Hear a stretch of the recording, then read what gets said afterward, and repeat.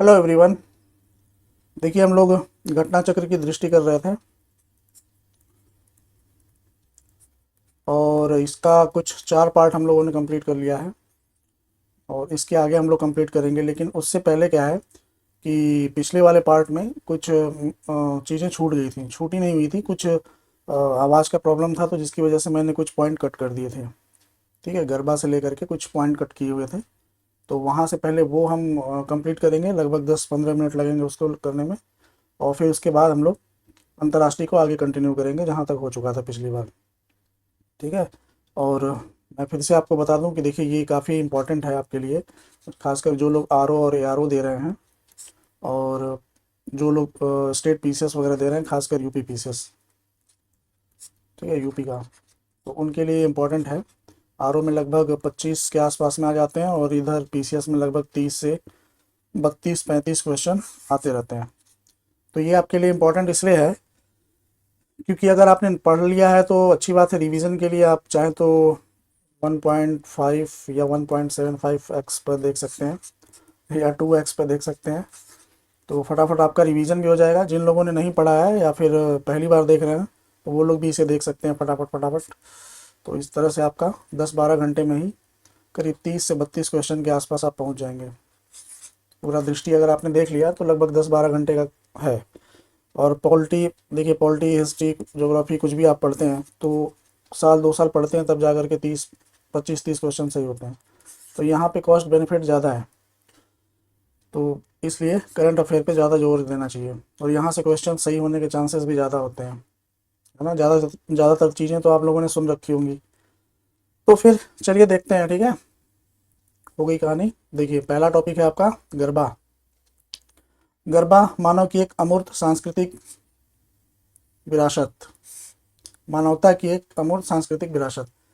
देखिए अमूर्त विरासत के अंतर्गत ऐसी परंपराएं आती हैं जिन्हें देखा नहीं जा सकता है, जिन्हें आप देख नहीं सकते हैं, सॉरी, जिन्हें हम अपने पूर्वजों से प्राप्त करते हैं। जबकि मूर्त विरासत जिसके अंदर अंतर्गत साक्षात व देखी जा सकने वाली कला वस्तुएं होती हैं, जैसे स्थापत्य, मूर्ति, चित्र आदि। ये सब क्या है, जो जिसे आप देख सकते हैं वो है आपका मूर्त, और जिसे आप नहीं देख सकते जैसे नृत्य हो गया, गायन हो गया, मतलब जिसे आप टच नहीं कर सकते हैं, तो छू नहीं सकते हैं, तो वो हो गया आपका अमूर्त। ठीक, तो ये क्या है, अभी हम अमूर्त के बारे में पढ़ रहे हैं। तो गरबा जो है एक नृत्य है और नृत्य एक अमूर्त सांस्कृतिक विरासत है। तो ये चर्चा में क्यों है, इसलिए हम लोग पढ़ रहे हैं। अमूर्त सांस्कृतिक विरासत में केवल पूर्वजों से प्राप्त परंपराएं ही शामिल नहीं होती, बल्कि इसमें समकालीन, ग्रामीण एवं शहरी परंपराएं भी शामिल हैं, जिसमें विविध सांस्कृतिक समूह प्रतिभाग करते हैं। देखिए क्या है इसमें, अमूर्त सांस्कृतिक विरासत के संरक्षण हेतु यूनेस्को की अंतर सरकारी समिति, intergovernmental committee of UNESCO for the safeguarding of the intangible cultural heritage. देखिए इंटेंजिबल मतलब जिसे आप छू नहीं सकते हैं, इसका मतलब यही हुआ। इंटेंजिबल उसी को कहते हैं जिसे आप छू नहीं सकते। कि 18वीं वार्षिक बैठक 5 से 8 दिसंबर 2023 को, देखिए ये इंपॉर्टेंट है, कहाँ हुई है, कसाने और बोत्सवाना, कसाने बोत्सवाना में, बोत्सवाना कंट्री है, कसाने वहाँ की, कसाने वहाँ पे एक जगह है। तो ये आपको याद रखना चाहिए कि बैठक कहाँ पे हुई है। गरबा ऐसे भी कभी कभी पूछता है कि हाल ही में शामिल गरबा अमूर्त सांस्कृतिक विरासत यूनेस्को में शामिल हुआ है और कहाँ की बैठक, कहाँ पे बैठक हुई थी ये, तो ऐसा भी क्वेश्चन आ सकता है, तो इसलिए आपको याद रखना चाहिए। देखिए इस बैठक के दौरान 51 नई विरासतों को यूनेस्को की अमूर्त सांस्कृतिक विरासत सूचियों में शामिल किया गया। इस प्रकार अब तक यूनेस्को की अमूर्त सांस्कृतिक विरासत सूचियों में 140 देशों की 693 विरासतें शामिल हो चुकी हैं। इंपॉर्टेंट नहीं है। 51 नई विरासतों में से 45 को मानवता की अमूर्त सांस्कृतिक विरासत प्रतिनिधि सूची, इंटेंजिबल कल्चर, शामिल किया गया है। जबकि 6 विरासतों को अविलंब संरक्षण की आवश्यकता वाली अमूर्त सांस्कृतिक विरासतों में, मतलब 6 विरासतें ऐसी हैं जिनको जल्दी से अगर प्रोटेक्ट नहीं किया गया तो ये मतलब लुप्त हो जाएंगी, खतरे में आने का मतलब वही है कि लुप्त हो जाएंगी, धीरे धीरे खत्म होती चली जाएंगी। कल्चरल हेरिटेज में शामिल किया गया। इस वार्षिक बैठक के दौरान गुजरात के गरबा को मानवता की अमूर्त सांस्कृतिक विरासत की प्रतिनिधि सूची में शामिल किया गया है। 15वीं, देखो ये गरबा जो है ना, भारत की 15वीं ऐसी अमूर्त सांस्कृतिक विरासत है। अभी हम लोग देखेंगे कि कौन कौन सी शामिल हो चुकी हैं टोटल। आपको ये याद रखना है, चूंकि करंट है तो इसलिए आपको याद रखना पड़ेगा कि 15वां है जिसे यूनेस्को की सूची में शामिल किया गया है। गरबा एक अनुष्ठानिक और भक्तिपूर्ण नृत्य है। तो इसके बारे में भी आप जान लीजिए कि गरबा में क्या है। जो लोग जानते होंगे डांडिया वगैरह, ऐसे ऐसे तो बहुत देखा होगा वीडियोस वगैरह में, फिर भी आपको जानना चाहिए कि क्या है ये। देखिए, गरबा एक अनुष्ठानिक और भक्तिपूर्ण नृत्य है जो हिंदू त्योहारों के नवरात्रि के अवसर पर किया जाता है। गरबा तो जानते ही होंगे, पर ये कुछ फैक्ट हैं जो कि आप नहीं जानते हैं, नहीं जानते होंगे, आप पढ़े नहीं होंगे। तो ये देखिए, नवरात्रि के अवसर पर किया जाता है। ज्ञातव्य है कि गरबो या गरबा शब्द की उत्पत्ति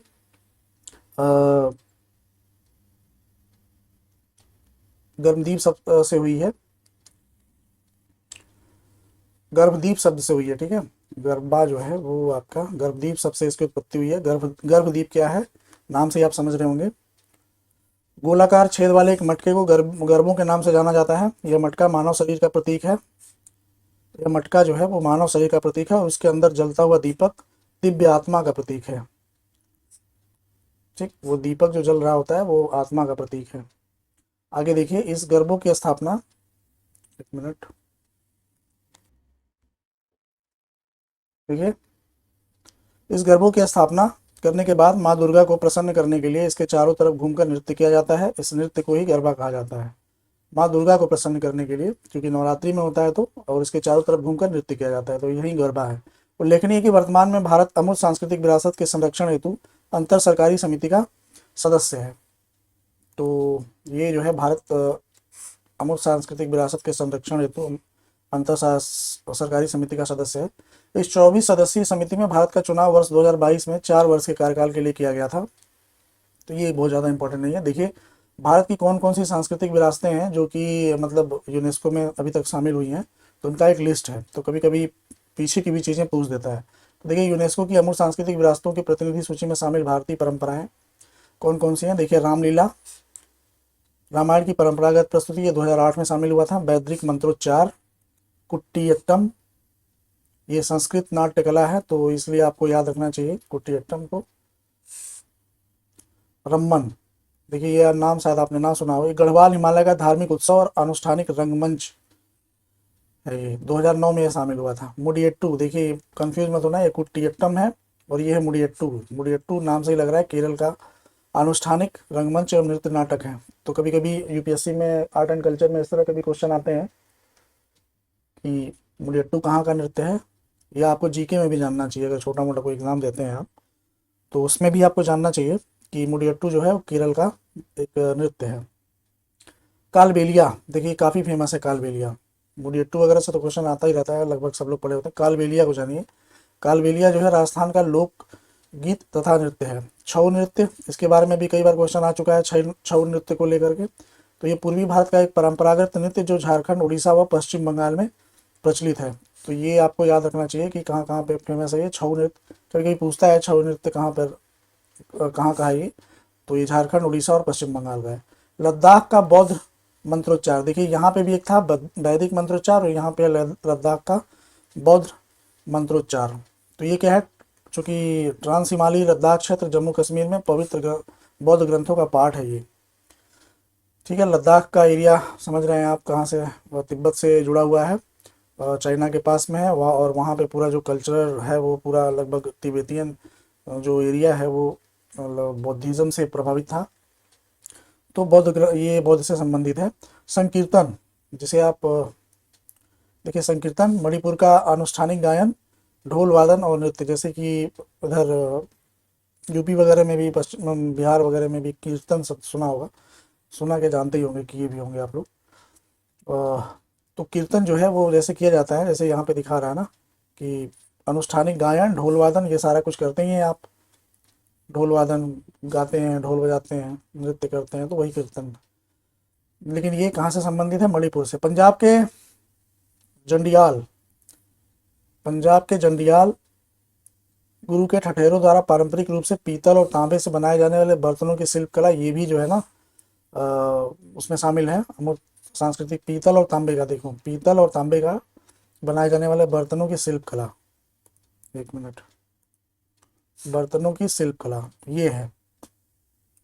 और योग को तो पता ही है, शामिल किया जा चुका था 2016 में।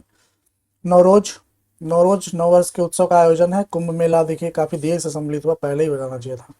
ये पुरानी फिल्मों में काफ़ी दिखाता था कुंभ मेला में भाई बहन बिछड़ गए हैं, या जुड़वा भाई खासकर, पुरानी फिल्मों में जितने जुड़वा भाई बिछड़ते थे वो सब कुंभ मेला में बिछड़ते थे, तो कुंभ मेला को यार पहले से शामिल करना चाहिए था, 2017 में शामिल हुआ है। ये स्टोरी से आप याद भी रखोगे कि कुंभ मेला शामिल हो चुका है। कोलकाता की दुर्गा पूजा, देखो ये सब तो पहले ही शामिल करना चाहिए था यार, 2021 में हुआ है। और गुजरात का गरबा जो है 2023 में हुआ है। ठीक, तो देखिए इतनी सारी चीज़ें इसमें फेमस थी और इम्पोर्टेंट थी।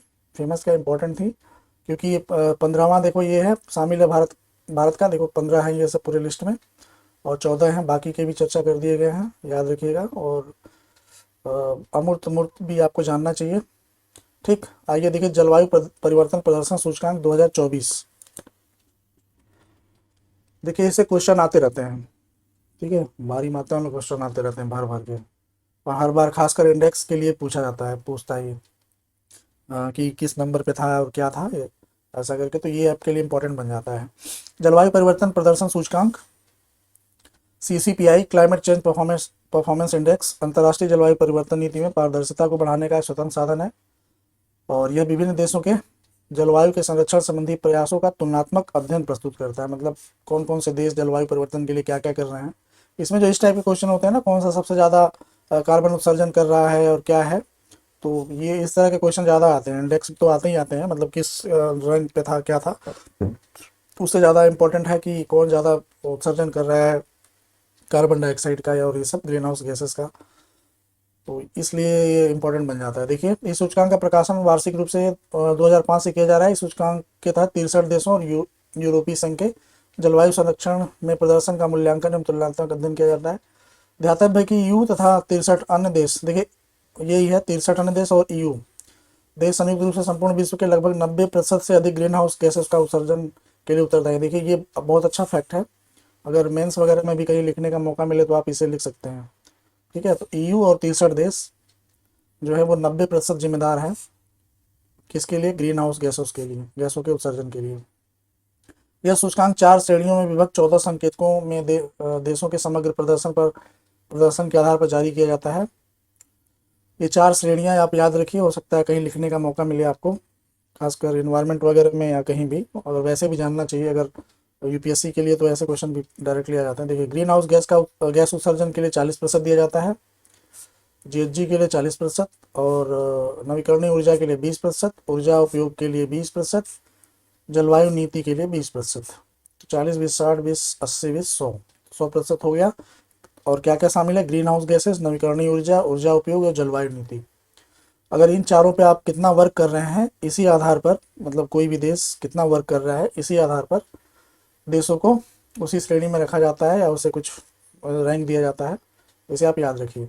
स्मरणीय तथ्य क्या है, 8 दिसंबर 2023 को COP28 के दौरान जर्मन वॉच, देखिए ये भी पूछता है, कई बार पूछा हुआ है, मुझे लगता है शायद पिछली बार ही पूछा था कि UPPCS में, कि जारी कौन करता है।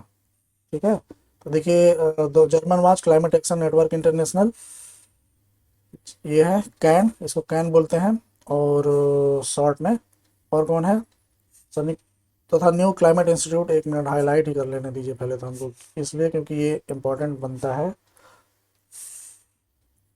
एक मिनट, बहुत इंपॉर्टेंट है ये।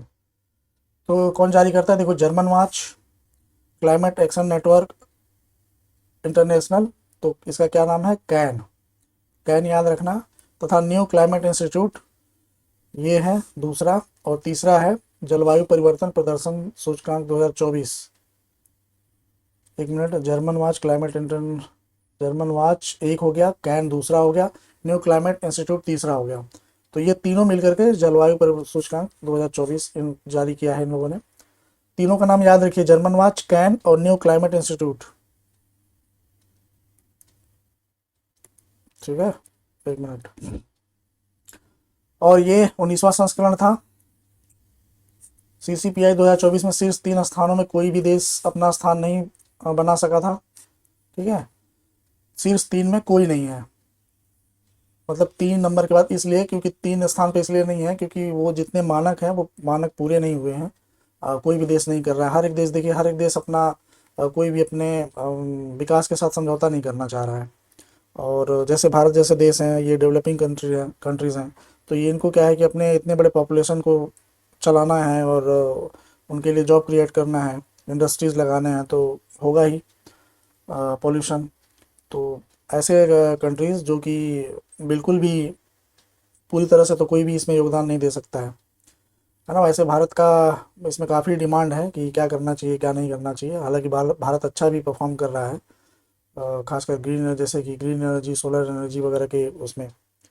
चलिए आगे देखते हैं। शीर्ष देखिए, शीर्ष 3 स्थान कोई देश नहीं है। शीर्ष 3 स्थानों पर किसी भी देश को इसलिए स्थान नहीं दिया गया है क्योंकि पेरिस समझौते के लागू होने के बाद भी किसी देश द्वारा जलवायु परिवर्तन के खतरनाक प्रभावों के रोकथाम हेतु पर्याप्त कदम नहीं उठाए हैं। तो जो जो ये पेरिस समझौता हुआ है उस समझौते के हिसाब से कोई भी सही कदम, मतलब पूरी तरह से उसके लिए नहीं वो है सीरियस। तो इसलिए जो है वो 1 2 3 नहीं दिया गया है, चौथे से स्टार्ट हुआ है।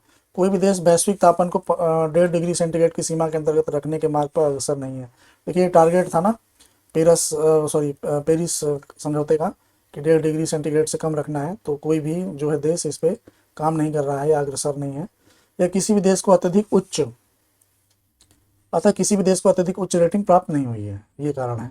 डेनमार्क ने CCPI 2024 में सर्वोच्च रैंक वाले देश के रूप में चौथा स्थान हासिल किया है। चूंकि 3 है ही नहीं तो चौथे से ही स्टार्ट होगा, तो एक तरह से डेनमार्क अगर देखें तो पहले स्थान पर है, अगर वैसे देखें तो चौथा स्थान है। और सऊदी अरब को सूचकांक में अंतिम स्थान प्राप्त किया गया 67। तो सऊदी अरब क्या है, सबसे लास्ट में है। स्कोर तो इम्पोर्टेंट नहीं है, बस ये जरूरी है कि अंतिम स्थान पर है। ये विश्व का सबसे बड़ा, देखिए ये वेरी वेरी इंपॉर्टेंट फैक्ट है, बहुत ही अच्छा फैक्ट है, ये आपको याद रखना चाहिए क्योंकि ये हर जगह पूछता है। UPSC में भी 1 2 बार डायरेक्टली पूछ दिया था। विश्व का सबसे बड़ा CO2 उत्सर्जक देश चीन पिछले वर्ष के समान 91वें स्थान पर है। तो ये ज़्यादा इंपॉर्टेंट है कि विश्व में सबसे ज़्यादा CO2 कौन उत्सर्जित कर रहा है। अब देखिए, ये एक विवादित मुद्दा है। जैसे कि डेवलपिंग कंट्रीज़ वगैरह, खासकर चाइना वगैरह, ये चाहते हैं कि पर कैपिटा हम उत्सर्जन को काउंट करें, पर अमेरिका जैसे देश चाहते हैं कि नहीं, हम टोटल इमिशन को हम काउंट करेंगे कि कौन कितना कर रहा है। मान लो जैसे कि कोई सपोज 2 किलो कार्बन उत्सर्जन कर रहा है, ठीक है, 2 किलो कर रहा है KG या जो भी। तो अब इसमें पॉपुलेशन अगर ज़्यादा है, अगर हम पर कैपिटा के हिसाब से देखेंगे तो चूँकि चाइना की पॉपुलेशन बहुत ज़्यादा है, चाइना भी दूसरे नंबर पे आ गया, इंडिया का पहले नंबर पे है अभी फ़िलहाल पॉपुलेशन में। तो इस हिसाब से ये चाइना बहुत कम उत्सर्जन दिखाएगा क्योंकि पॉपुलेशन ज़्यादा है। और अमेरिका क्या है, अमेरिका मान लो 1 kg ही कर रहा है लेकिन पॉपुलेशन उसका कम है। तो जब पर कैपिटा के हिसाब से हम देखेंगे अमेरिका का, तो उसका ज़्यादा हो जाएगा। तो अमेरिका कहेगा कि हम तो 1 ही kg कर रहे हैं, तो अब तुम 2 kg कर रहे हो। तो चूंकि भाई अब ये बोलेगा पर कैपिटा के हिसाब से, ये बोलेगा कि नहीं अब टोटल के हिसाब से काउंट करेंगे। तो ये विवादित मुद्दा ये बना हुआ है डेवलप्ड कंट्री के हिसाब से और डेवलपिंग कंट्री के हिसाब से। तो खैर ये मेंस वगैरह में लिखने के लिए काम आता है अगर आप इनके बारे में जानते हैं कि अब उसमें भी कई मानक अपनाने पड़ते हैं, मिटिगेशन वगैरह क्या क्या सब बहुत कुछ है। फिलहाल आप ये याद रखिए कि विश्व का सबसे बड़ा CO2 उत्सर्जक देश कौन है, चाइना है। ठीक, आगे देखते हैं। विश्व का दूसरा सबसे बड़ा CO2 उत्सर्जक देश कौन है, देखिए अमेरिका है। दूसरे नंबर पे अमेरिका है और पहले नंबर पे चाइना है। तो ये भी एक इम्पॉर्टेंट है। सेकंड कौन है 97वें स्थान पर है। और वो कौन से स्थान पे है, क्या नाम है, चाइना 51वें स्थान पर है। ठीक, CCPI 2024 में 3 G20 सदस्य देश, भारत का कौन सा स्थान है, 7वां स्थान है। तो एक तरह से भारत अच्छा ही चल रहा है। जर्मनी 14वें और यूरोपीय संघ 16वें। देखिए ये जो रैंक है वो उसमें बाकी चीज़ें भी शामिल है ना, चूंकि केवल उत्सर्जन शामिल नहीं है। अब कितना काम, जैसे 4 पॉइंट देखा था ना आपने यहाँ पे, कहाँ गया, ग्रीन हाउस गैस नवकरणीय ऊर्जा, इसे आप हाईलाइट कर लीजिए, ये पॉइंट बहुत इंपॉर्टेंट है। ग्रीन हाउस गैसेस, नवकरणीय ऊर्जा, ऊर्जा उपयोग, जलवायु नीति। तो मान लो कि अगर इसमें कोई भी ग्रीन हाउस गैसेस नवकरणीय ऊर्जा पे काम नहीं कर रहा लेकिन ऊर्जा उपयोग, जलवायु नीति पे काम कर रहा है, ज़्यादा बढ़िया, तो उसके स्कोर अच्छे हो जाएंगे। हालांकि 20% सबसे ज़्यादा देखो 40% वेटेज इसी को दिया गया है। ठीक है, तो ये खैर जो है सब आंकड़ों का खेल है। आगे देखते हैं। तो क्या है ये, भारत 7वें नंबर पर है और जर्मनी 14वें, यूरोपीय संघ 16वें स्थान पर है। अभी हालांकि लिस्ट हम लोग देखेंगे। देखिए, विश्व में ग्रीन हाउस गैसों के 75% से अधिक उत्सर्जन के लिए G20 देश जिम्मेदार है। ये भी एक बढ़िया फैक्ट है, अगर लिखने का मौका मिले तो जरूर लिखिएगा। अगर जैसे कि ऐसे ऐसे देश जैसे G20 हो गया, और भी ब्रिक्स कंट्रीज़ हो गए, इनके बारे में अगर ऐसे आप डाटा देते हैं तो लिखने का मज़ा अलग होता है मेंस वगैरह में। खैर फिलहाल देखिए, CCPI 2024 में शीर्ष देश कौन से हैं, तो शीर्ष देश का नाम एक बार आप देख लीजिए। देखिए चौथे नंबर पर है डेनमार्क, पाँचवें से स्टार्ट कर रहा है एस्टोनिया, एक मिनट, एस्टोनिया, फिर उसके बाद है छठवें नंबर पे फिलीपींस, और सातवें नंबर पे देखिए है भारत।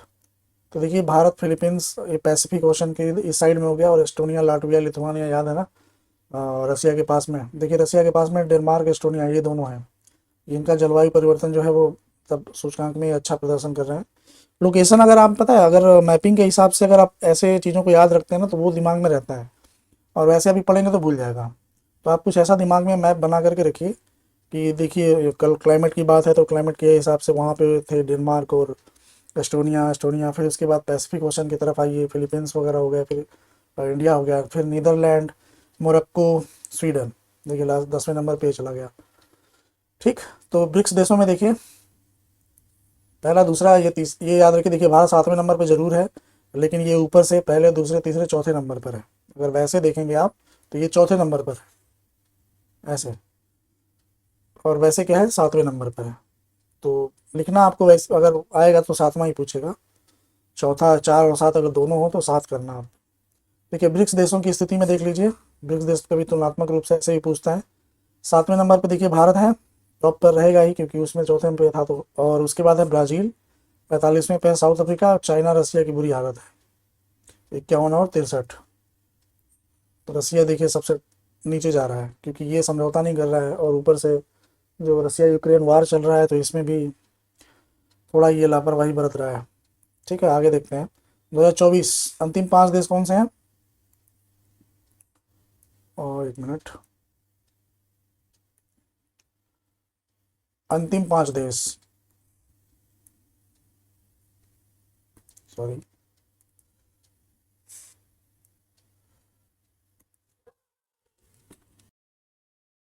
अंतिम 5 देश क्या है। देखिए 67th पे सऊदी अरब, जैसा कि आपने देखा, एक मिनट, 67 पे सऊदी अरब था सबसे लास्ट में, अभी आपने पढ़ा था। देखिए यहाँ पर ईरान और यूएई, साउथ कोरिया।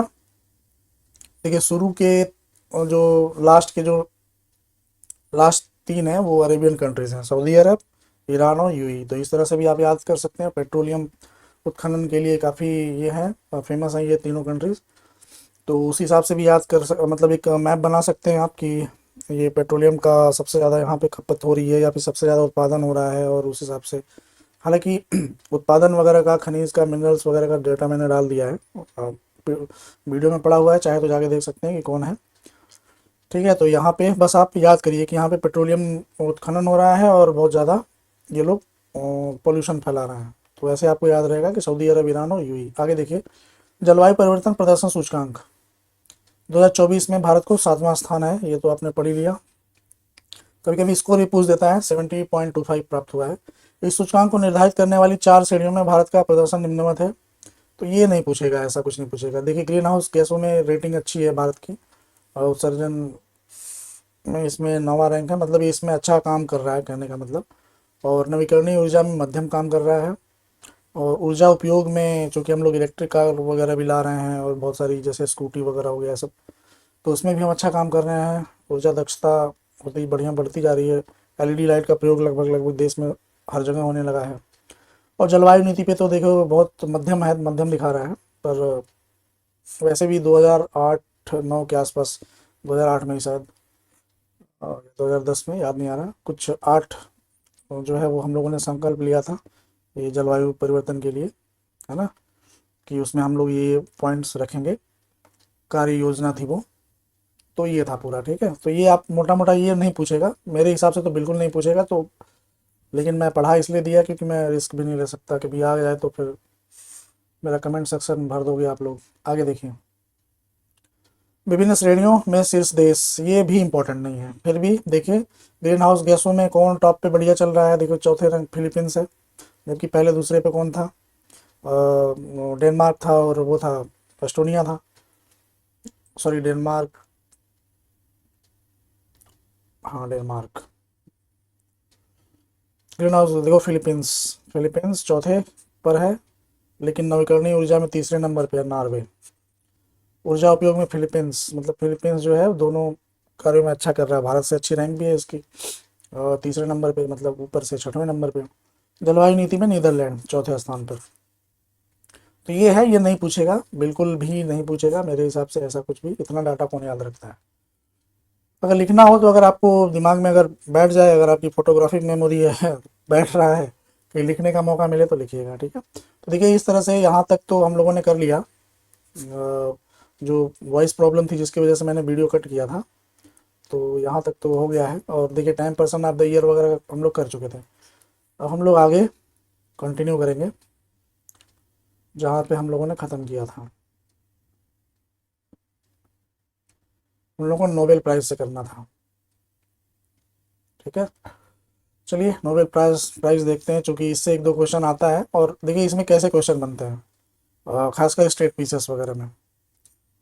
इसमें किसको मिला है, पहला क्वेश्चन ऐसे आता है। कहाँ के रहने वाले थे, मतलब कहाँ के हैं वो, तो वो क्वेश्चन आता है।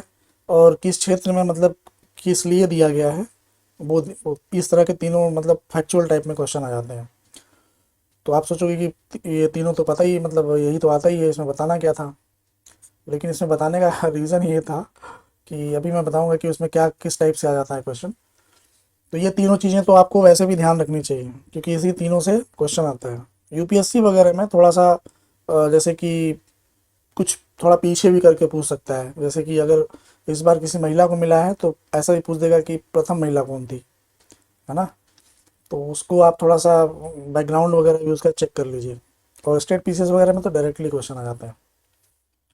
आगे देखते हैं। 21 अक्टूबर 1833 को स्टॉकहोम में जन्मे स्वीडिश आविष्कारक एवं उद्यमी अल्फ्रेड नोबेल नोबेल पुरस्कार के संस्थापक हैं। नोबेल फाउंडेशन द्वारा प्रशासित भौतिकी, रसायन, चिकित्सा, साहित्य तथा शांति के क्षेत्र के नोबेल पुरस्कार वर्ष 1901 से प्रदान किए जाते हैं।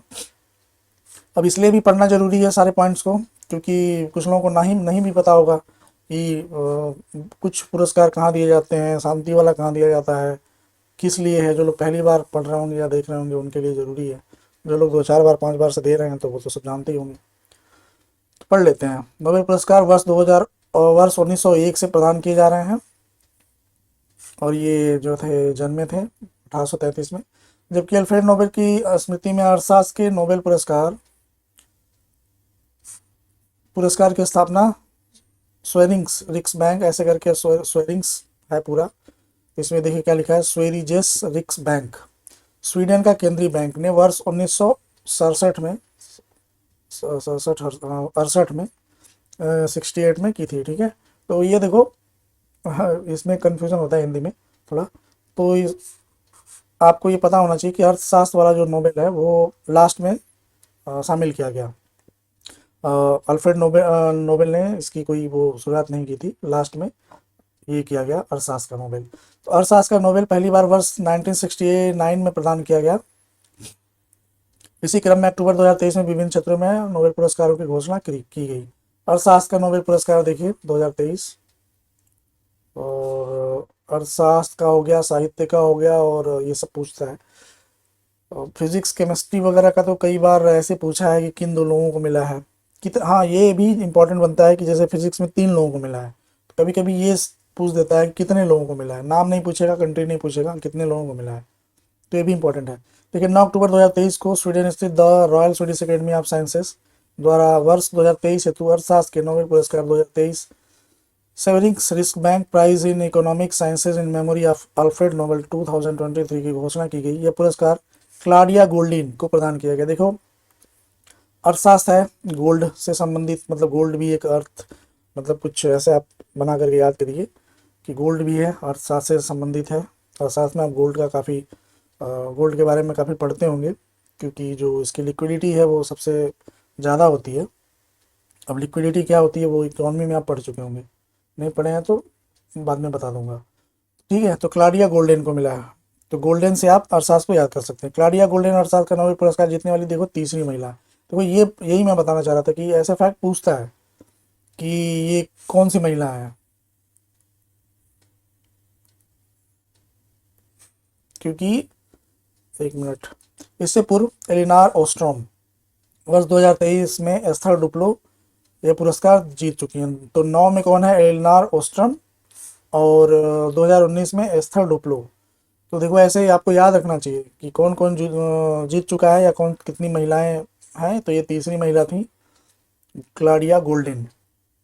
ये सब यूपीएससी में इस तरह के मतलब कुछ ऐसे कथन कारण बना के पूछता है कि वो आप पढ़े होंगे अच्छे से तभी आप बता पाओगे। रट्टा होगा, या जैसे कि लोग क्वेश्चन आंसर से भी करंट अफेयर कराते हैं, तो वहाँ पे आप फंस जाओगे। उल्लेखनीय है कि क्लाडिया गोल्डिन अर्थशास्त्र के नोबेल पुरस्कार की पहली ऐसी महिला विजेता है जिन्होंने यह पुरस्कार अकेले जीता है। इससे पहले जो महिलाएं जीती थी वो किसी न किसी के साथ में जीती थी। ठीक है, जबकि पहली दो महिला विजेताओं ने यह पुरस्कार संयुक्त रूप से जीता है। ठीक है, जैसे 2 लोगों को मिल गया, 3 लोगों को मिल गया। उल्लेखनीय है कि क्लाडिया गोल्डन अमेरिकी अर्थशास्त्री हैं, तो ये भी आपको याद रखना चाहिए, और ये हार्वर्ड विश्वविद्यालय की प्रोफेसर हैं। उन्हें महिलाओं के संदर्भ में श्रम बाजार लेबर मार्केट के परिणामों के बारे में हमारी समझ को उन्नत करने के लिए यह पुरस्कार दिया गया है।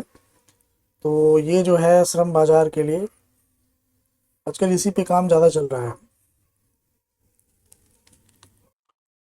देखिए, उन्होंने कई सदियों की अवधि में महिलाओं की आय और श्रम बाजार में उनकी भागीदारी से संबंधित पहला व्यापक विवरण प्रदान किया। मतलब कई सदियों से चले आ रहे हैं आय और श्रम बाजार में उनकी भागीदारी, महिलाओं की भागीदारी के बारे में इन्होंने व्यापक विवरण प्रदान किया है। वर्ष 1990 में इनकी पुस्तक प्रकाशित हुई थी जिसका शीर्षक था understanding the gender gap and economic history of American women. तो देखो, ये खुद एक महिला है और महिलाओं से संबंधित ही इन्होंने रिसर्च किया था, और उनकी बुक का नाम भी महिलाओं से संबंधित है। तो ऐसा भी कुछ करके आप बना करके याद करिए। और कभी कभी ऐसे बुक्स का नाम भी पूछ देगा, ये लिखा किसने है, क्योंकि इस समय चर्चा में है। क्या है? Understanding the gender gap and economic history of American women. आप लोगों के लिए होमवर्क है, इकोनॉमिक हिस्ट्री ऑफ इंडिया किसने लिखा था? कम से कम 20 बार ये क्वेश्चन आ चुका है, खासकर यूबीपीसीएस में। इकोनॉमिक हिस्ट्री ऑफ इंडिया आप खुद गूगल कीजिए ताकि आपको याद रहे, मैं बता दूंगा तो भूल जाओगे। बहुत इंपॉर्टेंट क्वेश्चन है। देखिए, वर्ष 2021 में प्रकाशित अपनी पुस्तक कैरियर एंड फैमिली में उन्होंने लैंगिक आय अंतराल, जेंडर वेजेस गैप को समाप्त करने में महिलाओं की शताब्दियों लंबी यात्रा का लेखा जोखा प्रस्तुत किया है। अच्छा, कैरियर एंड फैमिली। देखो, महिलाएं जो है वो मतलब कहावत है कि महिलाएं काम के बाद भी काम पे ही लौटती हैं। तो जैसे जॉब से आई तो आने के बाद भी वो काम ही करती हैं घर फैमिली का। ठीक है, तो करियर और फैमिली को काफ़ी मैनेज करती हैं लेडीज़। एनीवे, अब देखिए समाप्त करने में काफ़ी लेखा जोखा प्रस्तुत किया है। अब देखो, ये इकॉनमी का हो गया है, इकॉनमी के बारे में आपने देख लिया क्या था। अब देखिए नोबेल शांति पुरस्कार, और शांति वाला भी इम्पोर्टेंट बन जाता है क्योंकि जिसको मिला है वो थोड़ा सा। देखिए, 6 अक्टूबर 2023 को ओस्लो नॉर्वे स्थित द नॉर्वेजियन नोबेल कमेटी द्वारा वर्ष 2023 को नोबेल शांति पुरस्कार की घोषणा की गई। यह पुरस्कार ईरान की नरगिस मोहम्मदी को प्रदान किया गया। समझ रहे हो आप? ऐसे ही देखो, शांति वाले पुरस्कार ऐसे ही देता है, जैसे कि म्यांमार में वो बंद थी तो उनको दे दिया, जेल में बंद थी उनको, चाइना में बंद थे वो उनको दे दिया, ईरान में यहाँ दे दिया, वो फोटोग्राफी कर रहा था उसको दे दिया। तो ऐसे ऐसे लोगों को ही शांति का पुरस्कार ये देते हैं ये लोग। मतलब ये एक तरह से कह लो मैसेज होता है ना, कि मतलब देश दुनिया को मैसेज देना है कि हम जिसको शांति पुरस्कार दे रहे हैं उसका क्या योगदान है शांति के लिए, और आप कर क्या रहे हो इनके लिए। मतलब उस कंट्री को और विश्व को एक संदेश देना होता है। तो देखिए, जैसे एक बार ओबामा को भी मिल चुका था, तो शायद ओबामा को भी मिला था, वो कितनी शांति फैलाए थे पता नहीं। उन्होंने यह पुरस्कार ईरान में महिलाओं के उत्पीड़न के विरुद्ध लड़ाई और सभी के लिए मानवाधिकारों और स्वतंत्रता को बढ़ावा देने के उनके प्रयासों के लिए दिया गया है। और यही मतलब अफगानिस्तान वगैरह में जिस ढंग से हो रहा है महिलाओं का शोषण, तो हो सकता है कि आगे भी ऐसे ही कुछ लोगों को मिले। तो ऐसे ही होता है, ईरान की महिलाओं के उत्पीड़न के विरुद्ध लड़ाई और सभी के लिए मानवाधिकारों और स्वतंत्रता को बढ़ावा देने के लिए उनके प्रयासों के लिए दिया गया जाता है। कि नरगिस मोहम्मदी, तो देखो ये ईरान की हैं, तो वैसे भी आप याद कर सकते हो, नाम से लग रहा है कि मुस्लिम। वैसे नरगिस मोहम्मदी जो है, आप सलमान सॉरी क्या नाम है, संजय दत्त की माँ का भी नाम नरगिस था। तो संजय दत्त कितने शांति हैं, मतलब क्या बोले, शांत हैं वो तो आपको पता ही है। तो ऐसे भी आप कुछ मतलब कुछ स्टोरी वगैरह बना के या कुछ ऐसा करके भी याद किया जा सकता है चीज़ों को। ठीक है। मानवाधिकार कार्यकर्ता स्वतंत्रता सेनानी है। नोबेल पुरस्कार की घोषणा के समय नरगिस कैद में थी। देखो ये बताया ना कि ये चर्चा में इसलिए थी क्योंकि ये जेल में थी। उल्लेखनीय कि नरगिस मोहम्मदी नोबेल शांति पुरस्कार जीतने वाली विश्व की 19वीं और ईरान की दूसरी महिला हैं।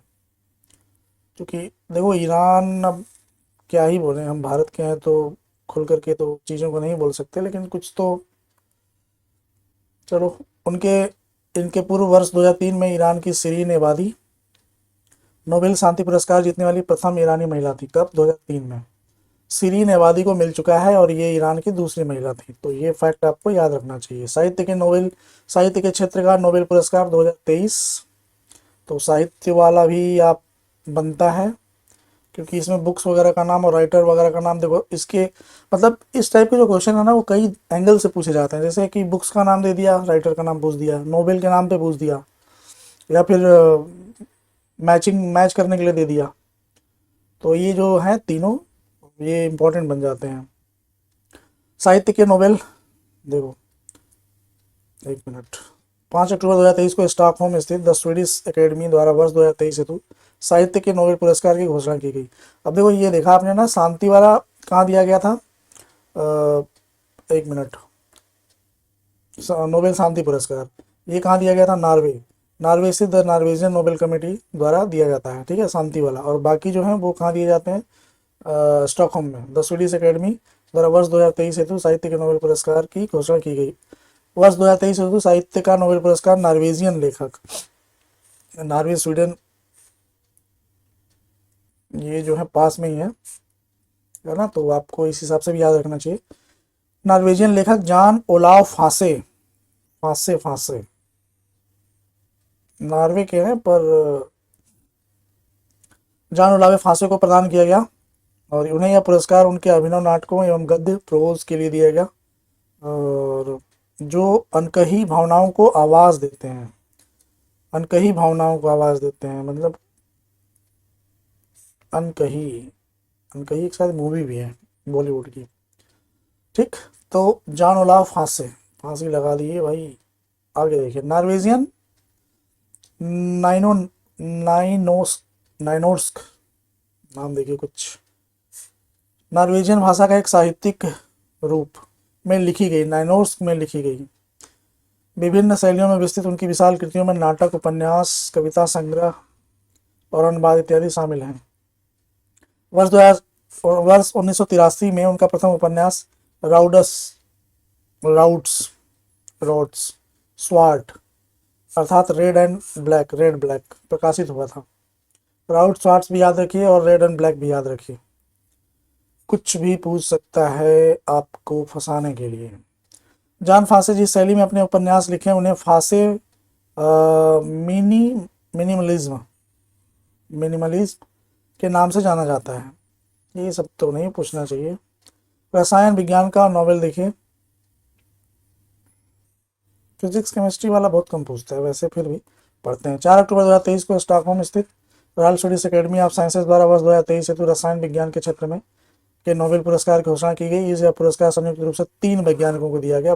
तो ये आप देखो, फिजिक्स केमिस्ट्री वाले में मैंने देखा है, मतलब अनुभव यही कहता है कि ऐसे पूछता है कितने लोगों को मिला फिजिक्स और केमिस्ट्री वाले में। बाकी जो है ये बचते हैं 3, जो बाकी 3 है उसमें नाम भी पूछ लेता है, लेकिन ज़्यादातर जो है वो इसमें ये पूछता है। फिर भी मैं कोई गारंटी वारंटी नहीं ले रहा, पूरा पढ़ो। Moungi G Bawendi, Massachusetts Institute of Technology MIT, ये है मोंगी जी बावेंडी। मोंगी जी, लुइस इब्रूस और एलेक्सी आई एकिमो, ये कहाँ है? ये भी अमेरिका के हैं, और ये कहाँ के? ये भी। देखो तीनों अमेरिकियों को जो मिला है वो साइंस केमिस्ट्री का मिला है, ठीक है। तो इसे आप ऐसे याद रखिए, तीनों अमेरिका के हैं। एक MIT से है और एक कोलंबिया से है, एक नैनो क्रिस्टस टेक्नोलॉजी इंक अमेरिका, इसका नाम मैंने पहली बार सुना है। तो खैर, नाम से ज़्यादा अमेरिका याद रखिए, और अगर आपको याद रहे तो गैलेक्सी, लुइस इब्रूस और मोंगी जी बावेंडी, ये तीनों पुरस्कार वैज्ञानिकों को, यह पुरस्कार क्वांटम डॉट्स, देखो ये इंपॉर्टेंट बन जाता है, किसके लिए दिया गया? क्वांटम डॉट्स की खोज एवं संश्लेषण के लिए प्रदान किया गया। एक दूसरे से स्वतंत्र रूप से एकिमो और ब्रूस ने क्वांटम डॉट्स के निर्माण में सफलता प्राप्त की, जबकि बावेंडी ने इसके रासायनिक उत्पादन में क्रांति ला दी। ठीक है, तो एकिमो और ब्रूस जो है वो क्वांटम डॉट्स के निर्माण में सफलता किया और इन्होंने उत्पादन किया, तो दो जो है वो उत्पादन से संबंधित हैं और सॉरी निर्माण से, और बावेंडी जो है उत्पादन से। तो अगर बहुत डिटेल में पूछेगा तो ऐसे ही कुछ पूछेगा। संयुक्त रूप से इन तीनों वैज्ञानिकों को नैनो टेक्नोलॉजी के क्षेत्र में नैनो टेक्नोलॉजी के क्षेत्र में एक महत्वपूर्ण बीज का रोपण किया। क्वांटम डॉट्स नैनोमीटर के आकार के अर्धचालक क्रिस्टल होते हैं। तो साइंस टेक में ऐसे क्वेश्चन आ सकते हैं, साइंस टेक के लिए भी याद रखिए। सेमीकंडक्टर क्रिस्टल होते हैं ये क्वांटम डॉट्स, और नैनो है, नैनो मतलब 10⁻⁹ तो इतने छोटे आकार में ये बनाए गए हैं। क्वांटम डॉट्स के कई आकर्षक एवं असाधारक प्रकाशिक गुण होते हैं, ऑप्टिकल प्रॉपर्टीज़ है क्वांटम डॉट्स के। क्या है सबसे महत्वपूर्ण बात यह है कि आकार के आधार पर इनके अलग अलग रंग होते हैं। आकार में परिवर्तन द्वारा क्वांटम डॉट्स के गुणों में भी परिवर्तन किया जा सकता है, तो मतलब आकार बदलेगा तो इनके कलर भी चेंज होंगे। क्वांटम डॉट्स का प्रयोग वर्तमान में QLED तकनीक पर आधारित कंप्यूटरों, मॉनिटरों एवं टेलीविज़न स्क्रीन को प्रकाशित करने में किया जाता है। तो आने वाले समय में आप जो, मुझे लगता है कि जैसे कि अभी 4K 8K देख पा रहे हैं, देखिए पहले क्या था, LCD था, फिर उसके बाद LED आया, उसके बाद OLED आ गया, तो अब क्या है QLED पे हम लोग शायद हो सकता है देखेंगे, कुछ ऐसा होगा। करने में किया जाता है, इनका प्रयोग LED लैंप में भी किया जाता है, LED लैंप में भी किया जाता है। तो जैसे जैसे बढ़ते जाएंगे पिक्चर की क्वालिटी बढ़ती जाएगी। अभी 8K 4K टीवी वगैरह की कीमत 50-40 हज़ार के आसपास जा रही है, तो हो सकता है कि और भी आगे कुछ बढ़ेगा और क्लियरिटी दिखेगी। मतलब इन सब 8K 4K वगैरह में तो इंसान सामने से उतना अच्छा नहीं दिखता जितना कि टीवी में दिखने लगता है ना। तो ये होगा कुछ मिला करके सब कुछ। साथ ही ये रोगी के शरीर से ट्यूमर वाले ऊतकों को हटाने में अपने स्वच्छ प्रकाश से चिकित्सकों का मार्गदर्शन कर सकते हैं। प्रकाश में और स्वच्छता होगी भाई। ठीक है, भौतिक विज्ञान का देखिए 2023 3 अक्टूबर 2023 को स्टॉकहोम, शांति वाला कहाँ था नॉर्वे, बाकी सब स्वीडन में है। ठीक है, the Royal Swedish Academy of sciences द्वारा वर्ष 2023 हेतु भौतिक विज्ञान के क्षेत्र में नोबेल पुरस्कार की घोषणा की गई। इस वर्ष यह पुरस्कार संयुक्त रूप से 3 वैज्ञानिकों को दिया गया। तो भाई ये भी इम्पोर्टेंट है, देखो 3 को दिया गया। ये ज़्यादातर जो केमिस्ट्री और फिजिक्स वाला है ना, वो ऐसे दिया जाता है 2-3 संयुक्त रूप से। पियरे क्यूरी का नाम तो आपने सुना ही होगा, नहीं सुना है तो सुन लीजिए हमसे। Pierre Curie, Pierre Agostini Ohio State University America, ये भी हैं। और फेरिंग क्राउंस, ये Max Planck Institute of Quantum Optics, तो ऑप्टिक्स से जुड़ा हुआ जर्मनी। और एनी एल हुइलियर, ये क्या है, लुंड विश्वविद्यालय स्वीडन। तो मतलब एक अमेरिका से, एक जर्मनी से, एक स्वीडन से। ठीक है, ये पूछ सकता है। एगोस्टिनी क्राउंस हुइलियर, नाम याद रखिए। पियरे फेरेंक एनी, कुछ भी कहानी स्टोरी गाना म्यूजिक जो भी बना करके याद करना है कर लो। ठीक, इन तीनों वैज्ञानिकों को यह पुरस्कार पदार्थ में, एक मिनट, इन तीनों वैज्ञानिकों को यह पुरस्कार पदार्थ में इलेक्ट्रॉन गतिशीलता, इलेक्ट्रॉन डायनामिक्स, इंग्लिश वाला याद रखिए, इलेक्ट्रॉन डायनामिक्स के अध्ययन के लिए प्रकाश के एटोसेकेंड पल्सेस उत्पन्न करने वाले प्रयोगात्मक तरीकों की खोज के लिए दिया गया। एटोसेकेंड पल्सेस, एटोसेकेंड पल्स। देखो अगर आप नहीं जानते हैं तो आपको जानना चाहिए, जैसे कि माइक्रोन हो गया, नैनो हो गया, 10⁻⁻6, 10⁻⁻9, तो ऐसे है सेकेंड का जो 10⁻⁻18, ठीक है, 10⁻⁻18 सेकेंड, मतलब जैसे एक सेकेंड में ये ऐसा करके हम लोग काउंट करते हैं इसमें। ठीक है, तो ऐसे आप याद रखिएगा कि 10⁻, चलो मैं लिख देता हूँ यहाँ पे 10⁻⁻18, 18, तो ये है एटो सेकेंड। 8 सेकेंड पल्सेस, मतलब इतना जो है टाइम के इतनी कम तक गणना के लिए ऐसा कर किया गया है। वैसे चलो ठीक है, आगे देखते हैं। इस वर्ष के भौतिक विज्ञान के नोबेल पुरस्कार विजेताओं ने ऐसे प्रयोग संचालित किए हैं जिसमें एटो सेकेंड भौतिकी फिजिक्स नामक एक नए क्षेत्र में अनुसंधान के द्वार खोल दिए हैं। और ये जो टाइम वगैरह का होता है, ये जैसे लाइट का हो गया या ऐसा हो गया कि इतने कम समय में क्या करते हैं ये लोग, तो उसमें ज़्यादा रिसर्च करने का मौका मिलता है इन लोगों को। ठीक है, एटो सेकेंड भौतिकी वैज्ञानिकों की अति सूक्ष्म समयांतराल में अति सूक्ष्म कणों प्रक्रियाओं का अध्ययन करने का अवसर प्रदान करती है। अभी ये देखो है यहाँ पे, उल्लेखनीय कि परमाणु एवं अणुओं में इलेक्ट्रॉनों की गति इतनी तीव्र द्रुत होती है कि इन्हें एटो सेकेंड में मापा जाता है। गति इतनी तीव्र होती है, ज्ञातव्य है कि 1 एटो सेकेंड 10⁻⁻18 सेकेंड के समतुल्य है। देखो ये बहुत इंपॉर्टेंट है, मैं यहाँ पे पढ़ते वक्त ध्यान नहीं दिया था, ये फिजिक्स का मुझे याद आ गया था तो मैंने आपको बता दिया। देखो यहाँ दिया हुआ है तो अच्छी बात है, क्योंकि ऐसे क्वेश्चन पूछ देता है, साइंस में ही पूछ देगा। ठीक है, अब देखिए चिकित्सा वाले का देखते हैं। साइंस का केमिस्ट्री का देख लिया आपने, फिजिक्स का देख लिया, चिकित्सा का देखिए। 2 अक्टूबर 2023 को the Nobel assembly eight Karolinska institute और स्वीडन द्वारा वर्ष 2023 का चिकित्सा के क्षेत्र का नोबेल पुरस्कार घोषणा की गई। यह पुरस्कार संयुक्त रूप से जिन 2 वैज्ञानिकों को प्रदान किया गया है वे हैं कैटलिन कारिको, डू विस्मैन। देखो इसमें मैं ज़्यादा टाइम इसलिए दे रहा क्योंकि इससे क्वेश्चन बनता है, आता है, और लगभग अगर 30 क्वेश्चन आ रहे हैं ना करंट के, तो एक क्वेश्चन इसमें दिख जाएगा नोबेल का। तो इसलिए नोबेल थोड़ा सा बढ़िया से करके जाइएगा, नोबेल प्राइज़ पूछता है। तो देखो ये अमेरिका के दोनों हैं, हंगरी अमेरिका, ये कैटलिन कारिको हंगरी अमेरिका दिखा रहा है और डू विस्मैन को अमेरिका दिखा रहा है। ठीक, उपर्युक्त दोनों वैज्ञानिकों की खोजें कोविड-19 के विरुद्ध प्रभावी mRNA, mRNA क्या होता है, मैसेंजर आरएनए, ठीक, के विकास में महत्वपूर्ण साबित हुई हैं। इन दोनों वैज्ञानिकों को यह पुरस्कार न्यूक्लियोसाइड्स आधार संशोधनों, न्यूक्लियोसाइड बेस मॉडिफिकेशन से संबंधित उनकी खोजों को प्रदान किया गया, जिसने कोविड-19 के विरुद्ध प्रभावी mRNA टीकों के विकास को सक्षम बनाया है। तो अगर mRNA नहीं जानते हैं तो बस इतना ही जानिए कि मैसेंजर आरएनए है ये। ठीक है, और mRNA अर्थात मैसेंजर आरएनए लिखा तो हुआ है, एक प्रकार का न्यूक्लिक एसिड है जो आनुवंशिक सूचना जेनेटिक इन्फॉर्मेशन का वहन करता है।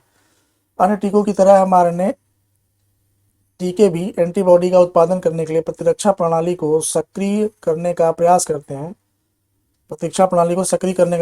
हैं, जिससे किसी जीवित विषाणु के संक्रमण से मुकाबला करने में मदद मिलती है। हालांकि यह अधिकांश टीके प्रतिरक्षा प्रणाली से प्रतिक्रिया उत्पन्न करने के लिए कमजोर या मृत जीवाणु का उपयोग करते हैं। मतलब वही होता है कि विषाणु को मारने के लिए वही विषाणु जो है उसका मृत रूप में मतलब आपके अंदर डाला जाता है टीके की तरह, ताकि आपका बॉडी उसके लिए एंटीबॉडी जनरेट कर ले, ताकि अगर बाहर से उसका अगर अटैक हो तो बच सके। ठीक है, वही mRNA टीके आनुवंशिक सामग्री का मात्र एक अंश, देखो आनुवंशिक सामग्री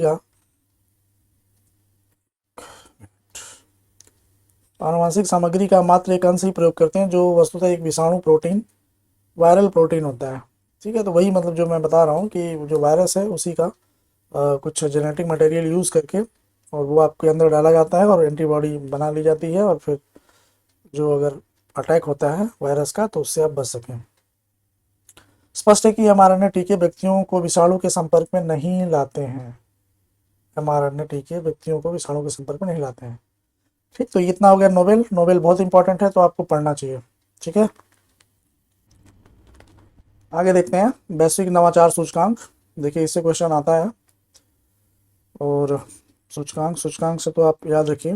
देखिए एक तो एक तरीका ये है कि मैं सीधा सीधा बस नंबर बता दूं कि भारत का कौन सा है, और थोड़ा विस्तृत ढंग से पढ़ते हैं ताकि अगर घुमा कर भी क्वेश्चन आए या फिर यूपीएससी वगैरह के लिए अगर आप पढ़ रहे हैं तो उसमें भी काम आए। देखिए वर्ष 2007 से वैश्विक नवाचार सूचकांक का प्रकाशन प्रतिवर्ष किया जा रहा है। इस सूचकांक का प्रकाशन जो है वो कौन करता है, वो एक मिनट, विश्व बौद्धिक संपदा संगठन, वर्ल्ड इंटेलेक्चुअल प्रॉपर्टी ऑर्गेनाइजेशन, वीपो करता है। वीपो द्वारा इस सूचकांक का प्रदर्शन द पोर्टुलेंस इंस्टीट्यूट की भागीदारी में किया जाता है। तो ये भी आपको पता होना चाहिए कि वैश्विक नवाचार सूचकांक कौन जारी करता है, वीपो, और उसके साथ में द पोर्टुलेंस ये जो है उसकी भागीदारी में किया जाता है। साथ ही सूचकांक का प्रकाशन में कॉरपोरेट नेटवर्क भागीदारों the confederation of Indian industries CII एवं Brazilian national confederation of industries CNI की सहयोगी भूमिका रहती है। बस लेकिन आप वीपो याद रखिएगा क्योंकि वीपो ही इम्पोर्टेंट है। ठीक, बाकी तो बहुत लोग करते होंगे। 27 सितंबर 2023 को वैश्विक नवाचार सूचकांक 2023 को जारी किया गया। यह 16वां संस्करण था और शीर्षक क्या था? अनिश्चितता की स्थिति में नवाचार, innovation in the face of uncertainty.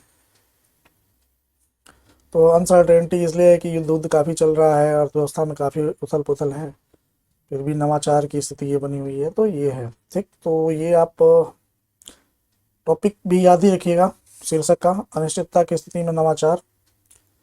वैश्विक नवाचार सूचकांक 2023 विश्व की कुल 132 अर्थव्यवस्थाओं के नवाचार प्रदर्शन को माप कर उन्हें रैंकिंग प्रदान की गई। वैश्विक नवाचार सूचकांक 2023 में स्विट्जरलैंड को लगातार 13वें वर्ष प्रथम स्थान प्राप्त हुआ, अर्थात इसे विश्व की सबसे नवाचारी अर्थव्यवस्था घोषित किया गया। कौन? स्विट्जरलैंड। 13वें वर्ष, लगातार 13वें वर्ष प्रथम स्थान प्राप्त हुआ है। तो ये तो आपको वैसे भी याद हो जाना चाहिए कि स्विट्जरलैंड काफ़ी टाइम से चल रहा है। देखिए, पहले नंबर पे है स्विट्जरलैंड, दूसरे नंबर पे है स्वीडन SS, और तीसरे नंबर पे है अमेरिका, चौथे नंबर पे है यूके, और पांचवें नंबर पे कौन है? सिंगापुर। तो देखो इसमें एशिया का एक ही है बस। ठीक है, बाकी सब आपस में ही बांट लिए हैं, यूरोप और अमेरिका वाले। बहुत चालाक हैं सब। खैर, याद रखिए, ऐसे बताने का उद्देश्य यही है। वैश्विक नवाचार सूचकांक 2023 अंतिम 5 अर्थव्यवस्थाएं। अंतिम 5 में कौन कौन है अर्थव्यवस्था? एक मिनट। अंगोला, नाइजर, बुरुंडी, माली, गिनी। तो ये सब जो है वो सब अफ्रीका वाले हैं। अफ्रीका में कोई इनोवेशन नहीं हो रहा है। अंगोला याद रखिए बस, अंगोला। ठीक है, आगे देखते हैं। वैश्विक नवाचार सूचकांक में कई मध्यम एवं निम्न आय वाली अर्थव्यवस्थाएं अपने आर्थिक विकास के स्तर के सापेक्ष नवाचार के संदर्भ में अपेक्षा से बेहतर प्रदर्शन कर रही हैं। अच्छा, छोटी अर्थव्यवस्थाएं वगैरह जो भी हैं अच्छा प्रदर्शन कर रही हैं। ऐसी अर्थव्यवस्थाओं को इनोवेशन ओवर परफॉर्मेंस की संज्ञा दी गई है। तो क्या है भाई इनोवेशन ओवर परफॉर्मेंस? मतलब है तो छोटी छोटी, ठीक है, लेकिन वो अपने औकात से ज़्यादा जब आदमी कुछ करता है तो उसको ओवर बोल देते हैं। ठीक है, तो ऐसे भी आप याद रखिएगा। GIE 2023 कुल 21 अर्थव्यवस्थाओं को GIE इनोवेशन ओवन परफॉर्मेंस में सूचीबद्ध किया गया है। कुल 23 अर्थव्यवस्थाएं हैं जिन्हें कि ओवर परफॉर्मेंस बोला गया है। भारत, मोल्डोवा, गणराज्य तथा वियतनाम तीनों को लगातार 13वें वर्ष इनोवेशन ओवर परफॉर्मर घोषित किया गया है। अच्छा, तो क्या है? भारत, मोल्डोवा और वियतनाम। देखिए, वियतनाम, इन तीनों को एक ही कैटेगरी में रखा गया है। ये मतलब हम लोग जो है ना वो ओवर परफॉर्मर हैं। भारत को कौन सा मिला है? भारत को 40वीं रैंक मिली है और स्कोर है 38.1। तो इतना तो कोई नहीं याद कर पाएगा 40वां, ये हाँ 40 याद रखिएगा, वो स्कोर तो भूल जाता है। या फिर ऐसे याद कर सकते हैं 40वीं रैंक है और उसी के पास वाला है 38.1, एक दो नंबर आगे पीछे। तो GIE 2022 में भारत में भी भारत 40वें स्थान पर था और 23वें में भी है। तो जो लोग पिछले साल लड़ते थे वो बनाए रखें अपना। मध्य दक्षिण एशिया में भारत को सर्वश्रेष्ठ नवाचारी अर्थव्यवस्था घोषित किया गया। मध्य और दक्षिण एशिया में फिर सिंगापुर क्या था भाई। साथ ही भारत नवाचारी सर्वश्रेष्ठ कैसे हो सकता है यार? सिंगापुर जो था उसको हम क्या साउथ ईस्ट एशिया बोलेंगे क्या? साउथ ईस्ट एशिया, अच्छा हाँ, ये ऐसे लिखा हुआ है मध्य एवं दक्षिण एशिया साथ में, मध्य और दक्षिण एशिया में, और वो आता है साउथ ईस्ट एशिया में सिंगापुर। साथ ही भारत निम्न आय समूह वाले देशों में शीर्ष स्थान पर। वैश्विक नवाचार सूचकांक 2023 के 7 क्षेत्रों में भारत की रैंकिंग निम्नवत है। 7 क्षेत्र में किसमें बढ़िया है भाई? इंस्टीट्यूशन, मानव पूंजी अनुसंधान, अच्छा बुनियादी ढांचा इंफ्रास्ट्रक्चर थोड़ा बढ़िया तो हुआ है, बाजार विशेषता मार्केट सोफिस्टिफिकेशन, और बिजनेस विशेषज्ञता, ज्ञान और प्रौद्योगिकी निर्गत, रचनात्मक निर्गत। अब ये देखो, ये इनके जो है वो मानक हैं। इसमें देखो नो डाउट बुनियादी ढांचा में इंडिया थोड़ा बेहतर किया है। बस रोजगार के मामले में थोड़ा इंडिया पीछे जा रहा है। खैर, ये नहीं पूछेगा, रैंक वैंक नहीं पूछेगा, ठीक है, बस इतना आप याद रखिए। आगे देखिए, विज्ञान और प्रौद्योगिकी में नवाचार क्लस्टर। वैश्विक नवाचार सूचकांक 2023 के तहत वर्ष 2023 में विश्व के सबसे बड़े विज्ञान और प्रौद्योगिकी नवाचार क्लस्टर की हुई घोषणा की गई। टोक्यो योकोहामा जापान विश्व का सबसे बड़ा विज्ञान और प्रौद्योगिकी हब है। टोक्यो और टोक्यो योकोहामा, मतलब ये वहाँ पे जो ट्रायंगल बनता है ना, उसमें है ये। टोक्यो, नगोया, ओसाका, योकोहामा, ये जो वहाँ पे हैं सारे पॉइंट, मतलब सिटी, उन्हें आप एक बार देख लीजिएगा मैप में। देखो ऐसे ऐसे क्वेश्चन, मतलब जो चर्चा में है उनके बारे में क्वेश्चन आ जाते हैं। टोक्यो योकोहामा जापान विश्व का सबसे बड़ा विज्ञान और प्रौद्योगिकी हब है। विश्व के शीर्ष 100 विज्ञान और प्रौद्योगिकी क्लस्टर में भारत का 4 शहर यथा बेंगलुरु, मुंबई, दिल्ली, मुंबई, चेन्नई। कौन से हैं 4 शहर? बेंगलुरु, दिल्ली, मुंबई एवं चेन्नई शामिल हैं। तो ये जितने भी बड़े शहर हैं हमारे विज्ञान और प्रौद्योगिकी में आगे जा रहे हैं, तो आप इनका नाम आप याद रखिए। दिल्ली में हम रहते ही हैं, मुंबई इकोनॉमिक राजधानी है, आर्थिक राजधानी है, चेन्नई आपके साउथ में है, और बेंगलुरु तो आईटी हब है। तो इस हिसाब से आप याद रखिए। देखिए आगे देखते हैं, टाइम्स वैश्विक विश्वविद्यालय रैंकिंग। यार ये विश्वविद्यालय वाला बहुत, मतलब क्या ही बताएं, एक नेशनल होगा, क्यूएस हो गया रैंकिंग, और कितना याद रखेगा यार, ये तो बहुत प्रेशर है दिमाग पे। ठीक है, नौकरी के लिए युवा कितना प्रेशर झेल रहे हैं अब आप खुद समझिए। टाइम्स वैश्विक विश्वविद्यालय रैंकिंग ब्रिटिश पत्रिका टाइम्स हायर एजुकेशन का एक वार्षिक प्रकाशन है। 2024 की रैंकिंग में वैश्विक विश्वविद्यालय रैंकिंग 3.0 प्राविधि। इसका तो पढ़ने में मजा ही नहीं आता। मेथोडोलॉजी पर आधारित है। इस प्रविधि के अंतर्गत किसी संस्थान के प्रदर्शन को 5 क्षेत्रों में विभक्त 18 प्रदर्शन संस्कृतकों के आधार पर मापा जाता है। नहीं पूछेगा, कुछ नहीं पूछेगा। शिक्षण, अनुसंधान परिवेश, अनुसंधान गुणवत्ता, अंतर्राष्ट्रीय दृष्टिकोण और उद्योग। ठीक, अगर पेपर बनाने वाला ये वीडियो कहीं से अगर चलता फिरता उसके यूट्यूब पे सामने आ जाएगा, और मैं बोल रहा हूँ नहीं आएगा, तो वो बना देगा। ठीक है, आगे देखिए, 27 सितंबर 2023 को टाइम्स हायर एजुकेशन देखिए है THE टाइम्स हायर एजुकेशन द्वारा वैश्विक विद्यालय रैंकिंग्स 2024 जारी की गई। तो को आप याद रखिएगा, टाइम्स हायर एजुकेशन यही जारी करता है। क्वेश्चन में टाइम्स नहीं पूछेगा, अगर ऐसा पूछ दिया कौन है तो आप याद रखिएगा, THE। यह रिपोर्ट का 20वां संस्करण था, और यह 110 देशों एवं क्षेत्रों के कुल इतने विश्वविद्यालयों को रैंक प्रदान की गई। अमेरिका के इतने संस्थानों को शामिल किया गया। ऑक्सफोर्ड यूके को प्रथम स्थान प्राप्त हुआ है। यहीं पे देख लेते हैं सीधे सीधे, कुछ नहीं आएगा। ऑक्सफोर्ड विश्वविद्यालय इस रैंकिंग में लगातार 8वीं बार प्रथम स्थान पर है। कुछ नहीं आएगा यार ऐसा। देखो ये है, ऑक्सफोर्ड पहले नंबर पे, स्टैनफोर्ड जो है दूसरे नंबर पे है, और मैसाचुसेट्स MIT जो है वो तीसरे नंबर पे है। तो MIT में पढ़ने का सपना लगभग हर इंडियन जो IIT वाले होते हैं उनका होता है। यार मिनट, ठीक है, तो देखो एक यूके का है, 2 अमेरिका का है। अब टाइम्स है अमेरिका यूके का ही है, तो सब आपस में बांट लेते हैं ये लोग। टाइम्स वैश्विक विश्वविद्यालय रैंकिंग 2024 में कोई भी भारतीय विश्वविद्यालय शीर्ष 200 की सूची में स्थान प्राप्त नहीं कर सका। तो भाई ऑक्सफोर्ड से भारतीय शीर्ष 200 क्या मुकाबला करेंगे। खैर, भारतीय विज्ञान संस्थान IISc बेंगलुरु को एक यही है जो थोड़ा लाज बचा के रखता है। IISc और मद्रास, IIT बॉम्बे, IIT दिल्ली, यही सब हैं। तो वो क्यूरेली जो वाला जो था ना QS रैंकिंग, वो आप याद रखिएगा, क्योंकि पिछले 2-3 एग्जाम में ना उसी से क्वेश्चन आए हुए हैं अगर पूछा तो। बाकी ये देखिए, उल्लेखनीय कि भारत के 91 संस्थानों को इस रैंकिंग में स्थान प्राप्त हुआ है। कौन कौन है? और भारतीय विज्ञान संस्थान, ये तो वही है, बता तो रहा हूँ। अन्ना विश्वविद्यालय बेंगलुरु, चेन्नई, ये दोनों हैं। 201 से 250 के बीच में है ये, और 500 से 600 के बीच में अन्ना विश्वविद्यालय। 500 से 600 के बीच में जामिया मिलिया और महात्मा गांधी विश्वविद्यालय केरल, और महात्मा गांधी काशी विद्यापीठ हाँ बनारस में है, वो तो रैंकिंग में ही नहीं दिखता है कहीं। 500 से 600 के बीच Shoolini University of Biotechnology and Management Sciences, Bajhol, Himachal Pradesh. छोड़ो यार क्या है। आगे देखते हैं। उत्तर प्रदेश में स्थित दो संस्थान, अलीगढ़ मुस्लिम यूनिवर्सिटी एवं बनारस हिंदू विश्वविद्यालय। चलो अपना बेचू कहीं तो दिखा। तो ये है 600 से 800 के बीच में। उत्तर प्रदेश स्थित दो संस्थान, अलीगढ़ मुस्लिम यूनिवर्सिटी और बनारस हिंदू यूनिवर्सिटी, 600 से 800 में है।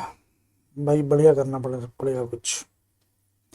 अब आगे देखते हैं। भारत संयुक्त राष्ट्र निर्माण क्षमता पहल। चलिए थोड़ा स्पीड से पढ़ते हैं क्योंकि ये मुझे कुछ इंपॉर्टेंट तो ज़्यादा है नहीं कुछ। देखते हैं क्या है। वैश्विक दक्षिण शब्द की शुरुआत इन उन देशों को संदर्भित करने से हुई थी जो औद्योगिकरण के युग से बाहर रह गए थे। हाँ ठीक है, मतलब इन लोगों ने दक्षिण शब्द का प्रयोग इसलिए किया था, वैश्विक दक्षिण, जो देश उन देशों के लिए किया था जो देश से औद्योगिकरण के से बाहर हो गए थे, औद्योगिकरण के युग से बाहर रह गए थे। वैश्विक दक्षिण, ग्लोबल साउथ। देखो ये आईआर के लिए ये शब्द बहुत इंपॉर्टेंट बन जाता है कि वैश्विक दक्षिण क्या है, इन पर चर्चा करें या हाल ही में जो डेवलपमेंट हुआ है इसके बारे में। ठीक, तो ये मेंस के हिसाब से मुझे इंपॉर्टेंट लग रहा है। ग्लोबल साउथ शब्द का पहली बार प्रयोग वर्ष 1969 में राजनीतिक कार्यकर्ता कार्ल ओग्लेसबी द्वारा किया गया था। वैश्विक दक्षिण ग्लोबल साउथ में मुख्यतः अफ्रीका, लैटिन अमेरिका और कैरेबियन, एशिया। एशिया में कौन सा है? इसराइल, जापान और साउथ कोरिया को छोड़ करके। ठीक है, इसराइल, जापान और साउथ कोरिया को छोड़ दो तो एशिया में एशिया और ओशिनिया, ओशिनिया में ऑस्ट्रेलिया और न्यूजीलैंड को छोड़ करके फिर बचा कौन? वो छोटे छोटे जो बच रहे हैं, वो ऑस्ट्रेलिया न्यूजीलैंड को छोड़ ही दिया ओशिनिया में। और एशिया में जापान, साउथ कोरिया और इसराइल, तो इनको छोड़ दिया तो क्या बचा? वैश्विक दक्षिण से तात्पर्य उन देशों से हैं जिन्हें विकासशील, कम विकसित तथा अविकसित के रूप में जाना जाता है। तो सीधे सीधे बोल देते हैं ना भाई। चलो, जबकि वैश्विक स्तर, जबकि वैश्विक उत्तर, ग्लोबल नॉर्थ में कौन है? अत्यधिक समृद्ध राष्ट्र हैं। कौन से हैं? उत्तरी अमेरिका और यूरोप। हाँ अपना उल्लू सीधा करो। ठीक, 23 सितंबर 2023 को भारत और संयुक्त राष्ट्र द्वारा वैश्विक दक्षिण देशों हेतु एक संयुक्त क्षमता निर्माण पहल प्रारंभ की गई। भारत संयुक्त राष्ट्र क्षमता निर्माण पहल की घोषणा न्यूयॉर्क में India UN for the global south delivering for development, India UN for the global south delivering for development कार्यक्रम के दौरान की गई। इस कार्यक्रम में भारत के विदेश मंत्री एस जयशंकर और 78वीं संयुक्त राष्ट्र महासभा के अध्यक्ष डेनिस फ्रांसिस सहित प्रमुख लोगों ने भाग लिया। भारत संयुक्त राष्ट्र क्षमता निर्माण पहल का उद्देश्य वैश्विक दक्षिण के देशों में क्षमता निर्माण और विकास को बढ़ावा देना है। तो मतलब ये है टोटल मिलाकर के उद्देश्य। भारत संयुक्त राष्ट्र क्षमता निर्माण पहल का उद्देश्य वैश्विक दक्षिण देशों में क्षमता निर्माण और विकास को बढ़ावा देना है। तो ये कुल मिलाकर के जो इसका उद्देश्य याद रखिए। और साउथ क्या है? ये है। और तो कुछ इसमें कुछ भी इम्पोर्टेंट है नहीं। संयुक्त राष्ट्र महासभा का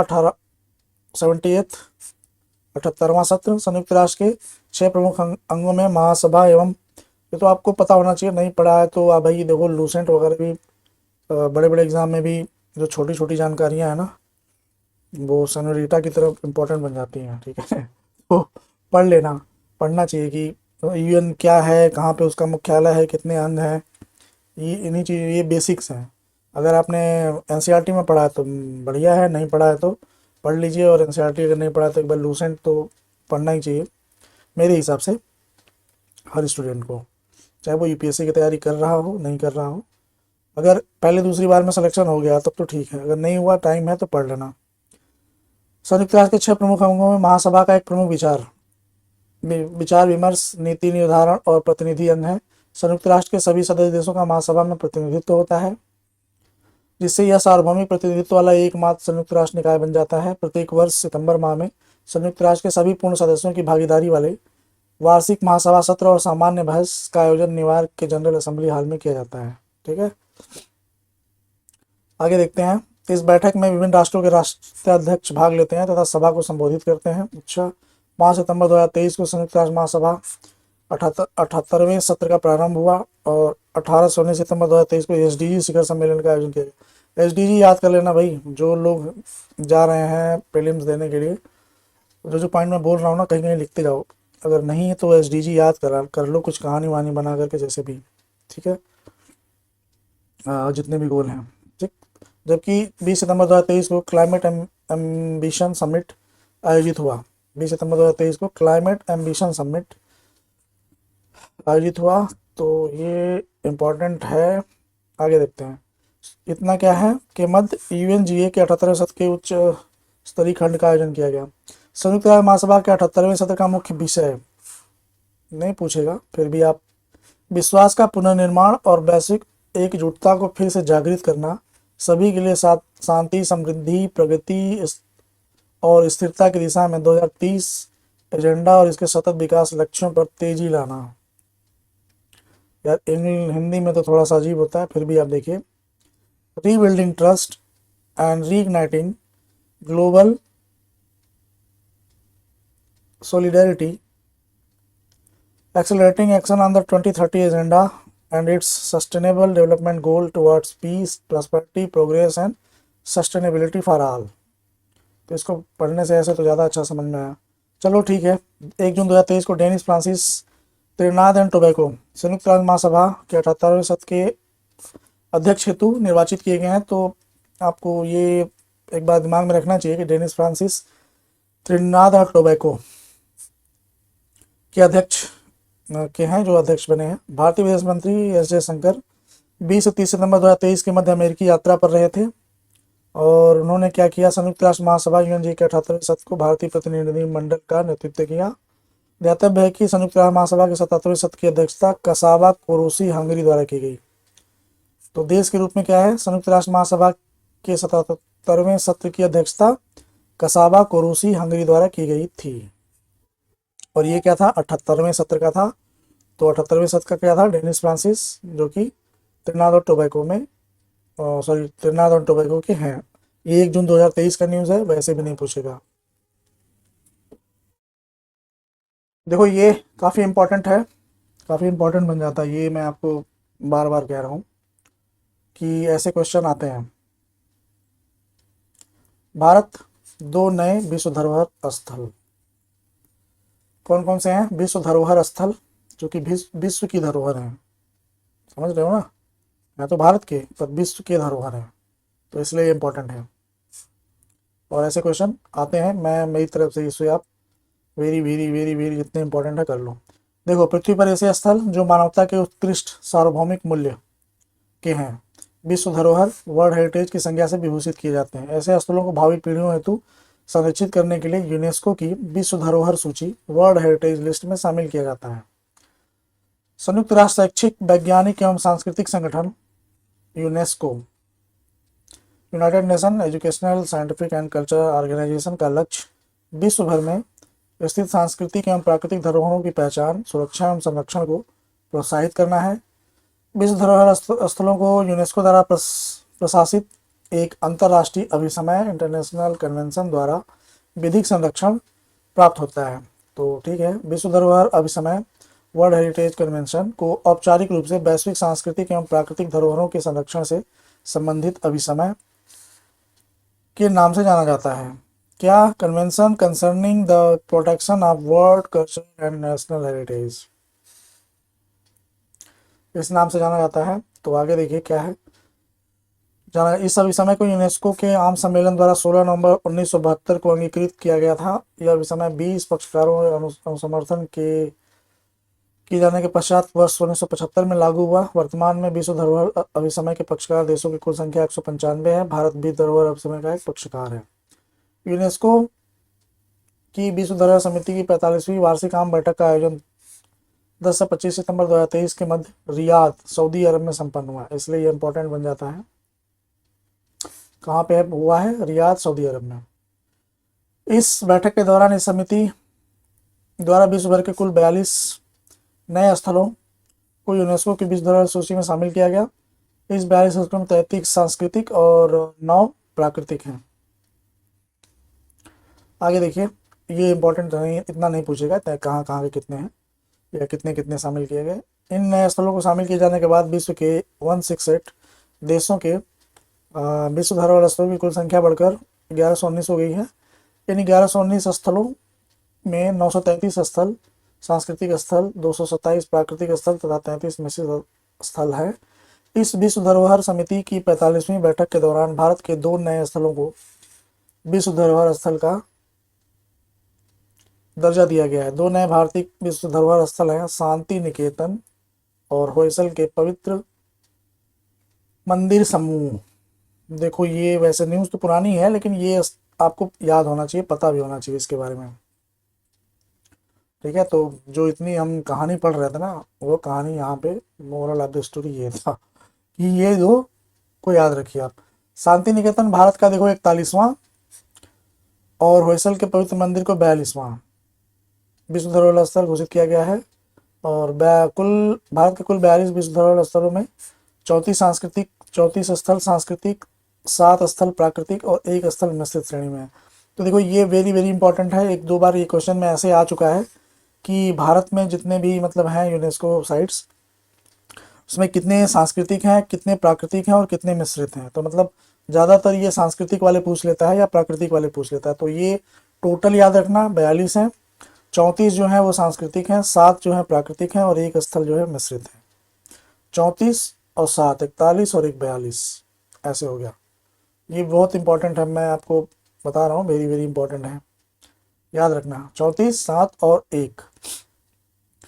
वर्तमान में भारत विश्व धरोहर सूची में शामिल स्थलों की संख्या की दृष्टि से विश्व में 6ठे स्थान पर है। तो ये भी फैक्ट बन जाता है, अभी तक ये ऐसा कोई एग्जाम में आया नहीं है। तो अगर कुछ नया करना होगा यूपी लोक सेवा आयोग को तो कर सकता है। तो भारत जो है वो 6वें स्थान पे है यूनेस्को की विश्व धरोहर सूची में शामिल स्थलों की संख्या के आधार पर या उसकी दृष्टि से। इस दृष्टि से इटली जो है, एक मिनट, इटली 59 धरोहर स्थलों के प्रथम स्थान पर है। तो ऐसा पूछ भी सकता है कि प्रथम स्थान पर कौन है, तो इटली का भी नाम आप याद ही रखिएगा। वैसे ये सब जीएस जीके वगैरह के क्वेश्चन है। शांति निकेतन, देखिए शांति निकेतन क्या है इसके बारे में आप जानिए। शांति निकेतन पश्चिम बंगाल के बीरभूम जिले में स्थित है। यह पश्चिम बंगाल में ग्रामीण स्थान पर स्थित है और एक विश्व प्रसिद्ध कवि, दार्शनिक और साहित्य नोबेल पुरस्कार वर्ष 1913 विजेता रविन्द्रनाथ टैगोर के कार्यों एवं दर्शन से जुड़ा हुआ है। वर्ष 1921 में शांति निकेतन विश्व भारती के नाम से एक विश्वविद्यालय के रूप में परिवर्तित हो गया। कब? वर्ष 2019 में शांति निकेतन विश्व भारती के नाम से एक विश्वविद्यालय के रूप में परिवर्तित हो गया, ये आपको पता होना चाहिए। वर्ष 1951 में विश्व भारती को एक केंद्रीय विश्वविद्यालय एवं एक राष्ट्रीय महत्व का एक संस्थान घोषित कर दिया गया। तो ये देखिए 51 में केंद्रीय विश्वविद्यालय और राष्ट्रीय महत्व का एक संस्थान, ये मतलब ऑलरेडी घोषित है हमारे देश में पहले से ही 1951। ठीक है, अब आगे देखिए होयसल के पवित्र मंदिर समूह, इनके बारे में भी जान लेते हैं। वैसे तो स्टेट पीसेस वगैरह में तो फैक्ट ही आते हैं, पर फिर भी अगर यूपीएससी वगैरह में थोड़ा सा डिटेल पूछ लेता है।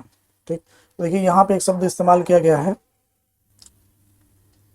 होयसल, सॉरी मंदिर समूह। आप समझ रहे होंगे कि होयसल का एक मंदिर, ऐसा कुछ नहीं है, ये मंदिर समूह है। तो ये समूह को भी आपको जानना चाहिए कि जो भी 3 मंदिर हैं उनके बारे में भी। देखिए होयसल के पवित्र मंदिर समूह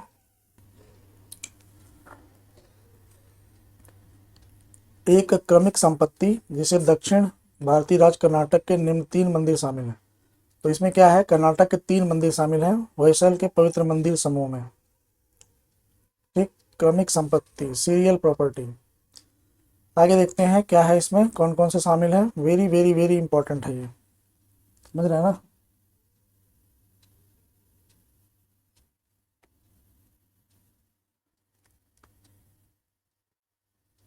देखिए ये कौन कौन से हैं। पहला देखिए चिन्ना केशव मंदिर, बेल्लूर हासन, होयसलेश्वर मंदिर, हालेविद हासन और केशव मंदिर सोमनाथपुर मैसूरू। तो ये 3 मंदिर हैं जो कि होयसल मंदिर समूह में शामिल है। तो ये तीनों का नाम जो है वो मतलब तीनों जो है इम्पोर्टेंट है। तो इन तीनों को शामिल किया गया है, ऐसा नहीं कि कोई एक मंदिर शामिल किया गया है। ठीक ना। तो वो जो वेस्ट बंगाल शांति निकेतन और होयसल के पवित्र मंदिर समूह, मतलब ये तीनों। चलो इसको हाईलाइट भी, चेन्ना केशव मंदिर, होयसलेश्वर मंदिर, केशव मंदिर कहाँ पे है? हासन, हासन मैसूरू। ठीक। आगे देखिए, 12वीं 13वीं शताब्दी में निर्मित होयसल के पवित्र मंदिर समूह, देखिए हिस्ट्री के लिए भी काफ़ी इंपॉर्टेंट बन जाता है ये। होयसल के राजवंश के शिल्पकारों एवं वास्तुकारों की रचनात्मक एवं कौशल को प्रमाणित करते हैं। चन्ना केशव, ये यूपीएससी के लिए इंपॉर्टेंट बन जाता है ये। चन्ना केशव भगवान विष्णु के एक रूप है और यह मंदिर भगवान विष्णु को ही समर्पित है। तो ऐसे क्वेश्चन भी आ सकते हैं कि चन्ना केशव, हाल ही में घोषित होयसल मंदिर समूह में शामिल चन्ना केशव किस भगवान को डिनोट करते हैं, किस भगवान से संबंधित हैं? ऐसे क्वेश्चन बनते हैं, बन जाएंगे, तो आपको याद रखना चाहिए। होयसलेश्वर मंदिर 12वीं शताब्दी का एक हिंदू मंदिर है जो भगवान शिव को समर्पित है। तो होयसलेश्वर किससे है मंदिर समूह? ये शिव से संबंधित है। वो किससे थे? विष्णु से संबंधित थे। पहला जो था चन्ना केशव, वो विष्णु महेश, ब्रह्मा विष्णु महेश है ना, तो विष्णु महेश, ब्रह्मा नहीं यहाँ पे। तो ऐसे भी याद कर सकते हो। केशव नदी एक वैष्णव हिंदू मंदिर को, ये वैष्णव तो नाम आ गया, एक मिनट। केशव मंदिर एक वैष्णव हिंदू मंदिर है जो कावेरी नदी के किनारे स्थिर है। तो तीसरा जो है केशव मंदिर है जो कि कावेरी नदी के किनारे है और वैष्णव हिंदू मंदिर है। तो तीनों मंदिर के बारे में आपने जान लिया। 12वीं 13वीं शताब्दी में ये होयसल राजवंश द्वारा निर्मित करवाया गया था। अब जान लेते हैं, देखिए ये लिस्ट भी आपको याद होना चाहिए, वैसे शायद लूसेंट वगैरह में होगा, अगर नहीं है तो आप इस लिस्ट को भी आप एक बार माइंड में बना करके अपना याद कर लीजिए कि कौन कौन से स्थल हैं जो कि अभी तक शामिल हैं। जैसा कि आपने देखा 36 7 1, ठीक, तो 42 तो देखो टोटल हैं, ये रहा 42। और नाम भी इसका देख ही लेते हैं। देखो, आगरा का किला उत्तर प्रदेश, जो यूपी का है उसे तो आप याद ही रखिए, देखिए 83 में ही शामिल हो गए थे। अजंता की गुफाएं महाराष्ट्र, एलोरा की गुफाएं, तो अजंता और एलोरा की गुफाएं भी हैं। और ताजमहल देखो आगरा का ही है, आगरा में आगरा का किला और आगरा का ताजमहल। और ताजमहल भी 83 में ही शामिल किया गया था, तो मतलब दोनों को एक साथ ही किया गया होगा। महाबलीपुरम में स्मारकों का एक समूह जो कि तमिलनाडु में है। सोने का देखो सूर्य मंदिर कोणार्क, ये है। गोवा के चर्च एवं कन्वेंट, फतेहपुर सीकरी यूपी। हम्पी में स्मारकों का समूह कर्नाटक। खजुराहो का देखो एमपी वाले, एमपी पीएससी वाले तो याद ही रखें। और एलिफेंटा महाराष्ट्र। महान जीवित देखो अजंता एलोरा एलिफेंटा, ये महाराष्ट्र के तीनों हैं। महान जीवित चोर मंदिर तमिलनाडु। पत्त पत्तदकल में स्मारकों का एक समूह कर्नाटक। सांची में बौद्ध स्मारक, नाम से ही लग रहा है कि ये नहीं होगा तो कौन होगा। और हुमायूं का मकबरा दिल्ली। तो जितने अमेरिकी आते हैं वो एक मैसेज देते हैं, जो भी कह लो, अमेरिकी राष्ट्रपति मतलब, वो हुमायूं के मकबरे पे ज़रूर जाते हैं। अभी तक मैं एक दो लोगों का तो नाम जानता हूँ। तो ये इस हिसाब से भी आप अपने दिमाग में बना करके याद रखिए। देखो ये 1993 है। आगे देखिए, कुतुब मीनार बनता है यार, कुतुब मीनार है भी बढ़िया। और इसकी जो लास्ट की 2 मंजिल है, किसने बनवाई थी? होमवर्क है। टूटा एक था पर बनवाया 2। भारत की पर्वतीय रेलवे को इसे शामिल किया गया था। दार्जिलिंग पश्चिम बंगाल ने, मतलब ये रूट के हिसाब से, अलग अलग रूट के हिसाब से अलग अलग टाइम पे शामिल किया गया। कालका शिमला वाला तो 2008 में था शायद। उसके बाद क्या है, नीलगिरी तमिलनाडु 5 में रहा होगा और दार्जिलिंग पश्चिम बंगाल 1999 में रहा होगा। समझे भाई। बोध गया में महाबोधि मंदिर परिसर क्या है? बिहार। ये तो होगा। भीमबेटका में रॉक शेल्टर। सबसे प्राचीन चित्रकारी कहाँ मिलती है? मतलब प्राग ऐतिहासिक बोलते हैं जो, काफ़ी टाइम पे कहाँ मिलती है? ये भी होमवर्क है आपके लिए। चलिए, चंपानेर पावागढ़ पुरातात्विक पार्क कहाँ गुजरात। छत्रपति शिवाजी टर्मिनल महाराष्ट्र। लाल किला परिसर दिल्ली। जंतर मंतर किसने बनवाया था और कहाँ कहाँ बनवाया था जंतर मंतर? एक अपने बनारस में भी है, ठीक है। जयपुर। और राजस्थान के पहाड़ी किले, चित्तौड़गढ़, कुंभलगढ़, जैसलमेर, रणथंभौर, आमेर और गागरोन। तो आपको अगर नहीं पता तो ये भी जान लीजिए कि राजस्थान के पहाड़ी किलों में इतने किले आते हैं: चित्तौड़गढ़, कुंभलगढ़, जैसलमेर, रणथंभौर, आमेर, गागरोन, राजस्थान। रानी की वाव, देखो जब हम लोग पहली बार पढ़े थे तो रानी की वाव, रानी की वावड़ी, पाटन, गुजरात। क्या होगा ये रावणी की सॉरी रानी की वाव? वो जो नहाने की तालाब और झील ये सब है ना, उससे संबंधित है ये। नालंदा बिहार में, नालंदा बिहार का पुरातात्विक स्थल बिहार। और ली काबुर्जी का वास्तु शिल्प कार्य आधुनिक आंदोलन में एक उत्कृष्ट योगदान, चंडीगढ़। देखो ये अगर ली कार्बुजिए का नाम आप याद रखिएगा, चंडीगढ़ के का जो एक जो भारत का एक ऐसा स्टेट भी है जिसे कि मतलब प्लानिंग के तहत बसाया गया था, तो ये है ली कार्बुजिए, ठीक है। अहमदाबाद का मतलब चंडीगढ़, अहमदाबाद का ऐतिहासिक शहर गुजरात। और मुंबई के Victorian Gothic art, deco असम्बल, Jaipur, Rajasthan. तो ये है भाई 30। और आगे देखिए, देखो इसने पूरा दे दिया। धौलावीरा, यार ये तो मतलब एंशियंट हिस्ट्री पढ़ रहे हो। धौलावीरा एक हड़प्पा कालीन शहर, आपको पता होना चाहिए, रिसेंटली अगर ये शामिल हुआ है 2021 में। काकतीय रुद्रेश्वर, तेलंगाना। रामप्पा शांति निकेतन, पश्चिम बंगाल, 2023 अभी शामिल हुआ है। होयसल के पवित्र मंदिर समूह, कर्नाटक, 34 सॉरी 23, 34 हो गए टोटल। तो हमने सबका नाम पढ़ा है, कोई स्किप नहीं किया, 34 हो गई ये। अब ये थे सांस्कृतिक। प्राकृतिक देखिए, प्राकृतिक इंपॉर्टेंट इसलिए बन जाते हैं भाई कि जब आप इन्वायरमेंट पढ़ते हो ना, तो ये सारे के सारे ज्योग्राफी में आपको मिलेंगे, ठीक है। ज्योग्राफी में आपको रटना है, याद करना है कि इतने स्थल शामिल हो चुके हैं। चलो देखते हैं, अगर नहीं जानते हो तो आप इसे मैप में, एटलस में हाईलाइट कर लेना। काजीरंगा असम, केवलादेव घाना राजस्थान। और ये भी याद कर लेना कि किसके रिजर्व के लिए जाना जाता है। काजीरंगा किसके लिए, गंडे जैसे हो गया, केवलादेव घाना पक्षी अभ्यारण्य। मानस किसके लिए, जैसे कि कोई बाघ का होगा, कोई हाथी का होगा। तो ये आपको जानना चाहिए। हाथी मतलब ज्योग्राफी में ये काफ़ी इंपॉर्टेंट है, जो लोग भी देते हैं जो भी एग्ज़ाम, तो उसे याद कर लें। मानस किसके लिए फेमस है, मानस कहाँ पे है, असम। सुंदरबन कहाँ है, ये हो गया। और जैसे कि वेटलैंड्स वगैरह हैं कहाँ कहाँ पे हैं, तो कितना एरिया है कि कहाँ पे, गुजरात में है या आंध्रा में है या वेस्ट बंगाल में है, ठीक है। जितना मैं आपको हिंट कर रहा हूँ ना, आप उतना भी अगर पढ़ लो तो काफ़ी आप कवर कर जाओगे। नंदा देवी कहाँ पे, उत्तराखंड। फूलों की घाटी, पश्चिमी घाट, Karnataka, Kerala, Maharashtra, Tamil Nadu. Great Himalayan, great Himalayan bustard क्या है भाई, इंडेंजर्ड है या वनरेबल है, पढ़ लेना।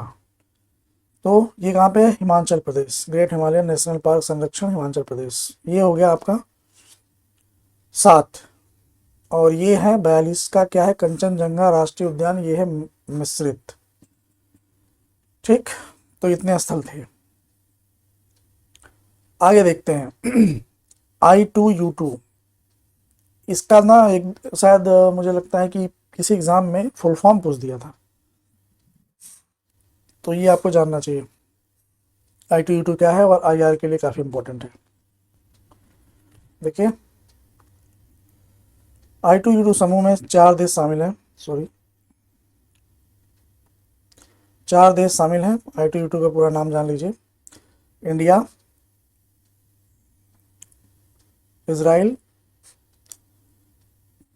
भारत और इजराइल। वही U2 से संबंधित जो है वो है USA और UAE, ठीक। I2U2 समझ गए, I 2 बार, U 2 बार। तो इंडिया, इजराइल, USA और UAE। 18 अक्टूबर 2023 को आयोजित उपर्युक्त 4 देशों के विदेश मंत्रियों की बैठक के दौरान इस समूह की परिकल्पना की गई। कब की गई थी? 2021 में। विदित हो कि उस समय इस समूह को आर्थिक सहयोग के लिए एक अंतर्राष्ट्रीय मंच, वैसे तो बहुत सारे मंच हैं पर जो है ये भी आर्थिक सहयोग के लिए एक अंतर्राष्ट्रीय मंच 4 देशों का, international forum for economic cooperation, G20 वगैरह तो है ही है, बहुत कुछ और भी बहुत है। व्यापक रूप से I2U2 का उद्देश्य छह पारंपरिक पारंपरिक रूप से पहचाने गए क्षेत्रों के संयुक्त निवेश को प्रोत्साहित करना है। तो जो मतलब 6 क्षेत्रों को, मतलब 6 सेक्टर को आइडेंटिफाई किया गया है कि हम इस सेक्टर में अच्छा काम, मतलब एक मिलजुल कर काम करेंगे। देखो, जल है, परिवहन है, लिखने का काम आएगा मेंस में, पीटी में तो नहीं आने का। जल, परिवहन, अंतरिक्ष, स्वास्थ्य, खाद्य सुरक्षा और ऊर्जा। तो जो भारत के लिए जो सबसे ज़्यादा इम्पोर्टेंट है वो है ऊर्जा, क्योंकि ऊर्जा से ही आजकल, अगर डेवलपिंग कंट्री से डेवलप्ड कंट्री में आपको जाना है तो आपके पास में ऊर्जा होना चाहिए। ऊर्जा के पर्याप्त संसाधन स्रोत होने चाहिए ताकि इंडस्ट्रीज और बाकी सारी चीज़ें आप लगा सको, कर सको। ठीक है, तो खाद्य सुरक्षा तो होना चाहिए कि इतनी बड़ी पॉपुलेशन है और खाने के लिए ही नहीं है, तो फिर ऐसे विकास का करना क्या है। स्मरणीय तथ्य, 5 किलो अनाज देने से देखो कुछ होता नहीं है। आप खैर, 22 सितंबर 2023 को I2U2 समूह द्वारा संयुक्त अंतरिक्ष उद्यम ज्वाइंट स्पेस वेंचर का अनावरण किया गया है।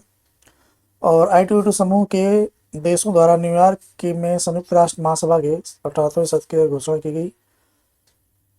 कुछ भी इम्पोर्टेंट नहीं है। I2U2 समूह का संयुक्त अंतरिक्ष उद्यम अंतरिक्ष अन्वेषण के क्षेत्र में भी क्षमताओं, संसाधनों और विजन के एक उल्लेखनीय अभिसरण का प्रतिनिधित्व करता है। इस परियोजना के तहत भागीदार देशों के पास मौजूद अंतरिक्ष आधारित अवलोकन डाटा और क्षमताओं का उपयोग करना शामिल है। I2U2 देशों के मध्य यह संयुक्त अंतरिक्ष उद्यम आर्टेमिस समझौता, देखो आर्टेमिस समझौता जब हम वो पढ़ रहे थे ना, इंडिया US, तो उसमें आपने पढ़ा था, बताया था मैंने। आर्टेमिस समझौते के सिद्धांतों के अनुरूप है। ज्ञातव्य है कि I2U2 समूह में शामिल चारों देश आर्टेमिस समझौते के हस्ताक्षर करता है। ज्ञातव्य है कि 14 जुलाई 2022 को I2U2 समूह के शासनाध्यक्षों का पहला शिखर सम्मेलन 2022 को पहला शिखर सम्मेलन आभासी माध्यम से आयोजित किया गया। आभासी माध्यम से क्या ही मतलब है, चलो। तो बस अभी तक जो एग्जाम में पूछा है वो ये पूछा है I2U2 का पूरा नाम या कौन कौन से देश इसमें शामिल हैं, ये है बस। ठीक, IR के लिए भी याद रखिएगा।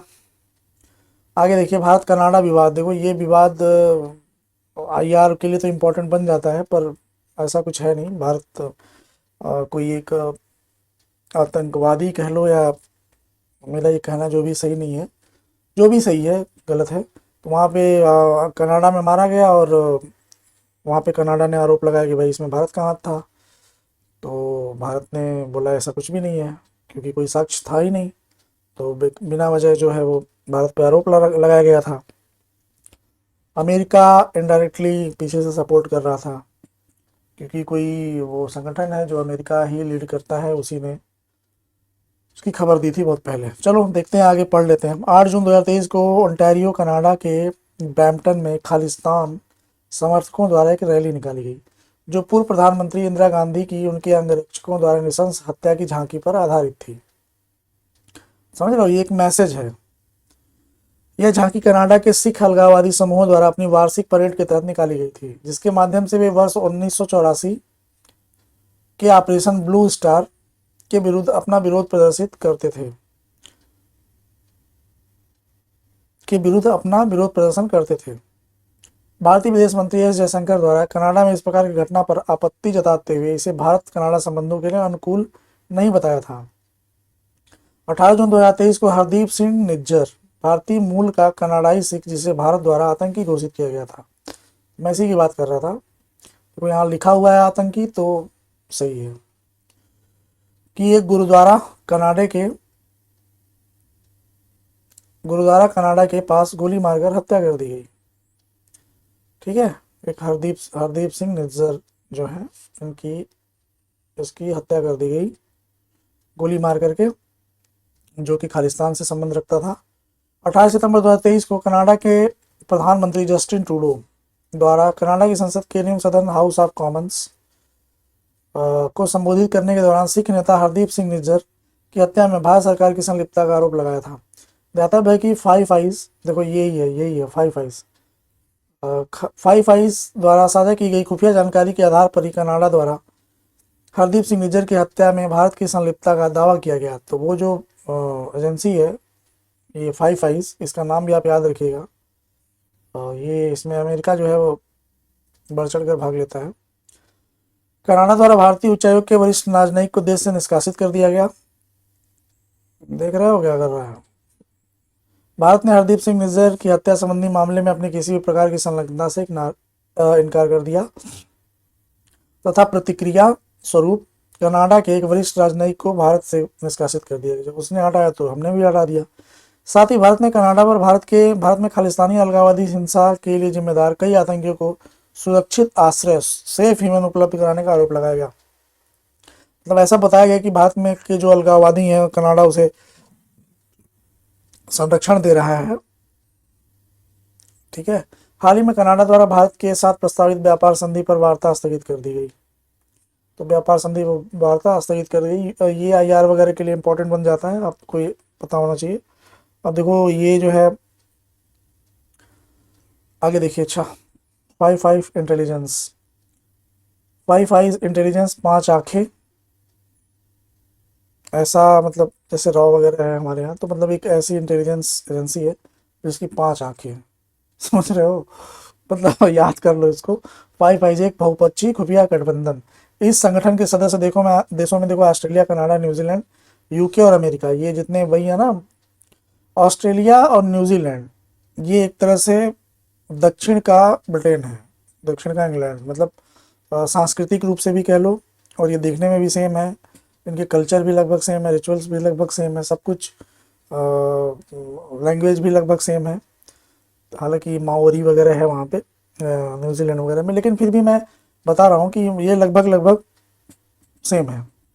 जो देखो ऑस्ट्रेलिया, न्यूजीलैंड, ये हो गए। कनाडा और अमेरिका मतलब ये हो गए, और यूके वाले ही सारे बसे हुए हैं अमेरिका में। तो मतलब ये जो बोलना चाह रहा हूँ आप समझ जाओ कि इसका जो मास्टर माइंड हो कौन है। तो मतलब याद कर लो फाइव आइज में कौन कौन से देश हैं। मैं आपको एक तरह से डायरेक्टली याद भी करवा दिया हूँ कि मिनट कि कौन कौन है। स्टोरी में तो पहले बता दिया था, अमेरिका भी। ये राष्ट्र अपने साझा राष्ट्रीय हितों की रक्षा हेतु जानकारी साझा करते हैं और खुफिया मामलों में सहयोग करते हैं। तो ये वही है कि अपने आपस में ही खुफिया जो वो होते हैं, मतलब उनके इनपुट्स वो शेयर करते रहते हैं आपस में। ठीक। भारत OIML का प्रमाण पत्र जारी करता देश। OIML को जान लीजिए क्या है। International Organization of Legal Metrology एक अंतर सरकारी संधि संगठन है। इस संगठन की स्थापना वर्ष 1955 में हुई थी। यूपी की मेंस के लिए मुझे ये इंपॉर्टेंट लग रहा है। का मुख्य हुई थी। और OIML का मुख्य कार्य विधिक माप विज्ञान कानून में प्रयोग के लिए वैश्विक मानकों का निर्माण करना है। OIML का मिशन देशों को ऐसी प्रभावी विधिक माप विज्ञान और संरचना को स्थापित करने में सक्षम बनाना है जो परस्पर संगत, म्यूचुअली कंपैटिबल और अंतर्राष्ट्रीय स्तर पर मान्यता प्राप्त हो। वर्तमान में OIML के सदस्य राष्ट्रों की संख्या 64 है। स्मरणीय तथ्य है कि मतलब जो पैमाने मापक जो यूज़ किए जा रहे हैं विभिन्न देशों में, उसमें एक म्यूचुअल अंडरस्टैंडिंग बनाना, एक ऐसा वो कि सब एक ही वो मापक यूज़ करें, ताकि ये है। ठीक है, म्यूचुअली कंपैटिबल।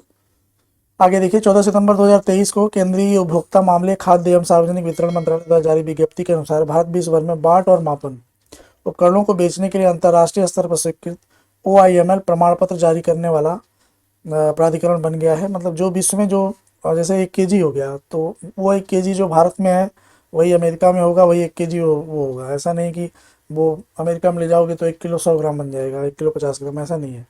तो यही मतलब है। उल्लेखनीय है कि अंतर्राष्ट्रीय बाजार में बाट या मापन उपकरणों को बेचने के लिए QIML मॉडल अनुमोदन प्रमाण पत्र अनिवार्य होता है। यह प्रमाण पत्र अब केंद्रीय उपभोक्ता मामले, खाद्य एवं सार्वजनिक वितरण मंत्रालय द्वारा जारी किया जा सकता है।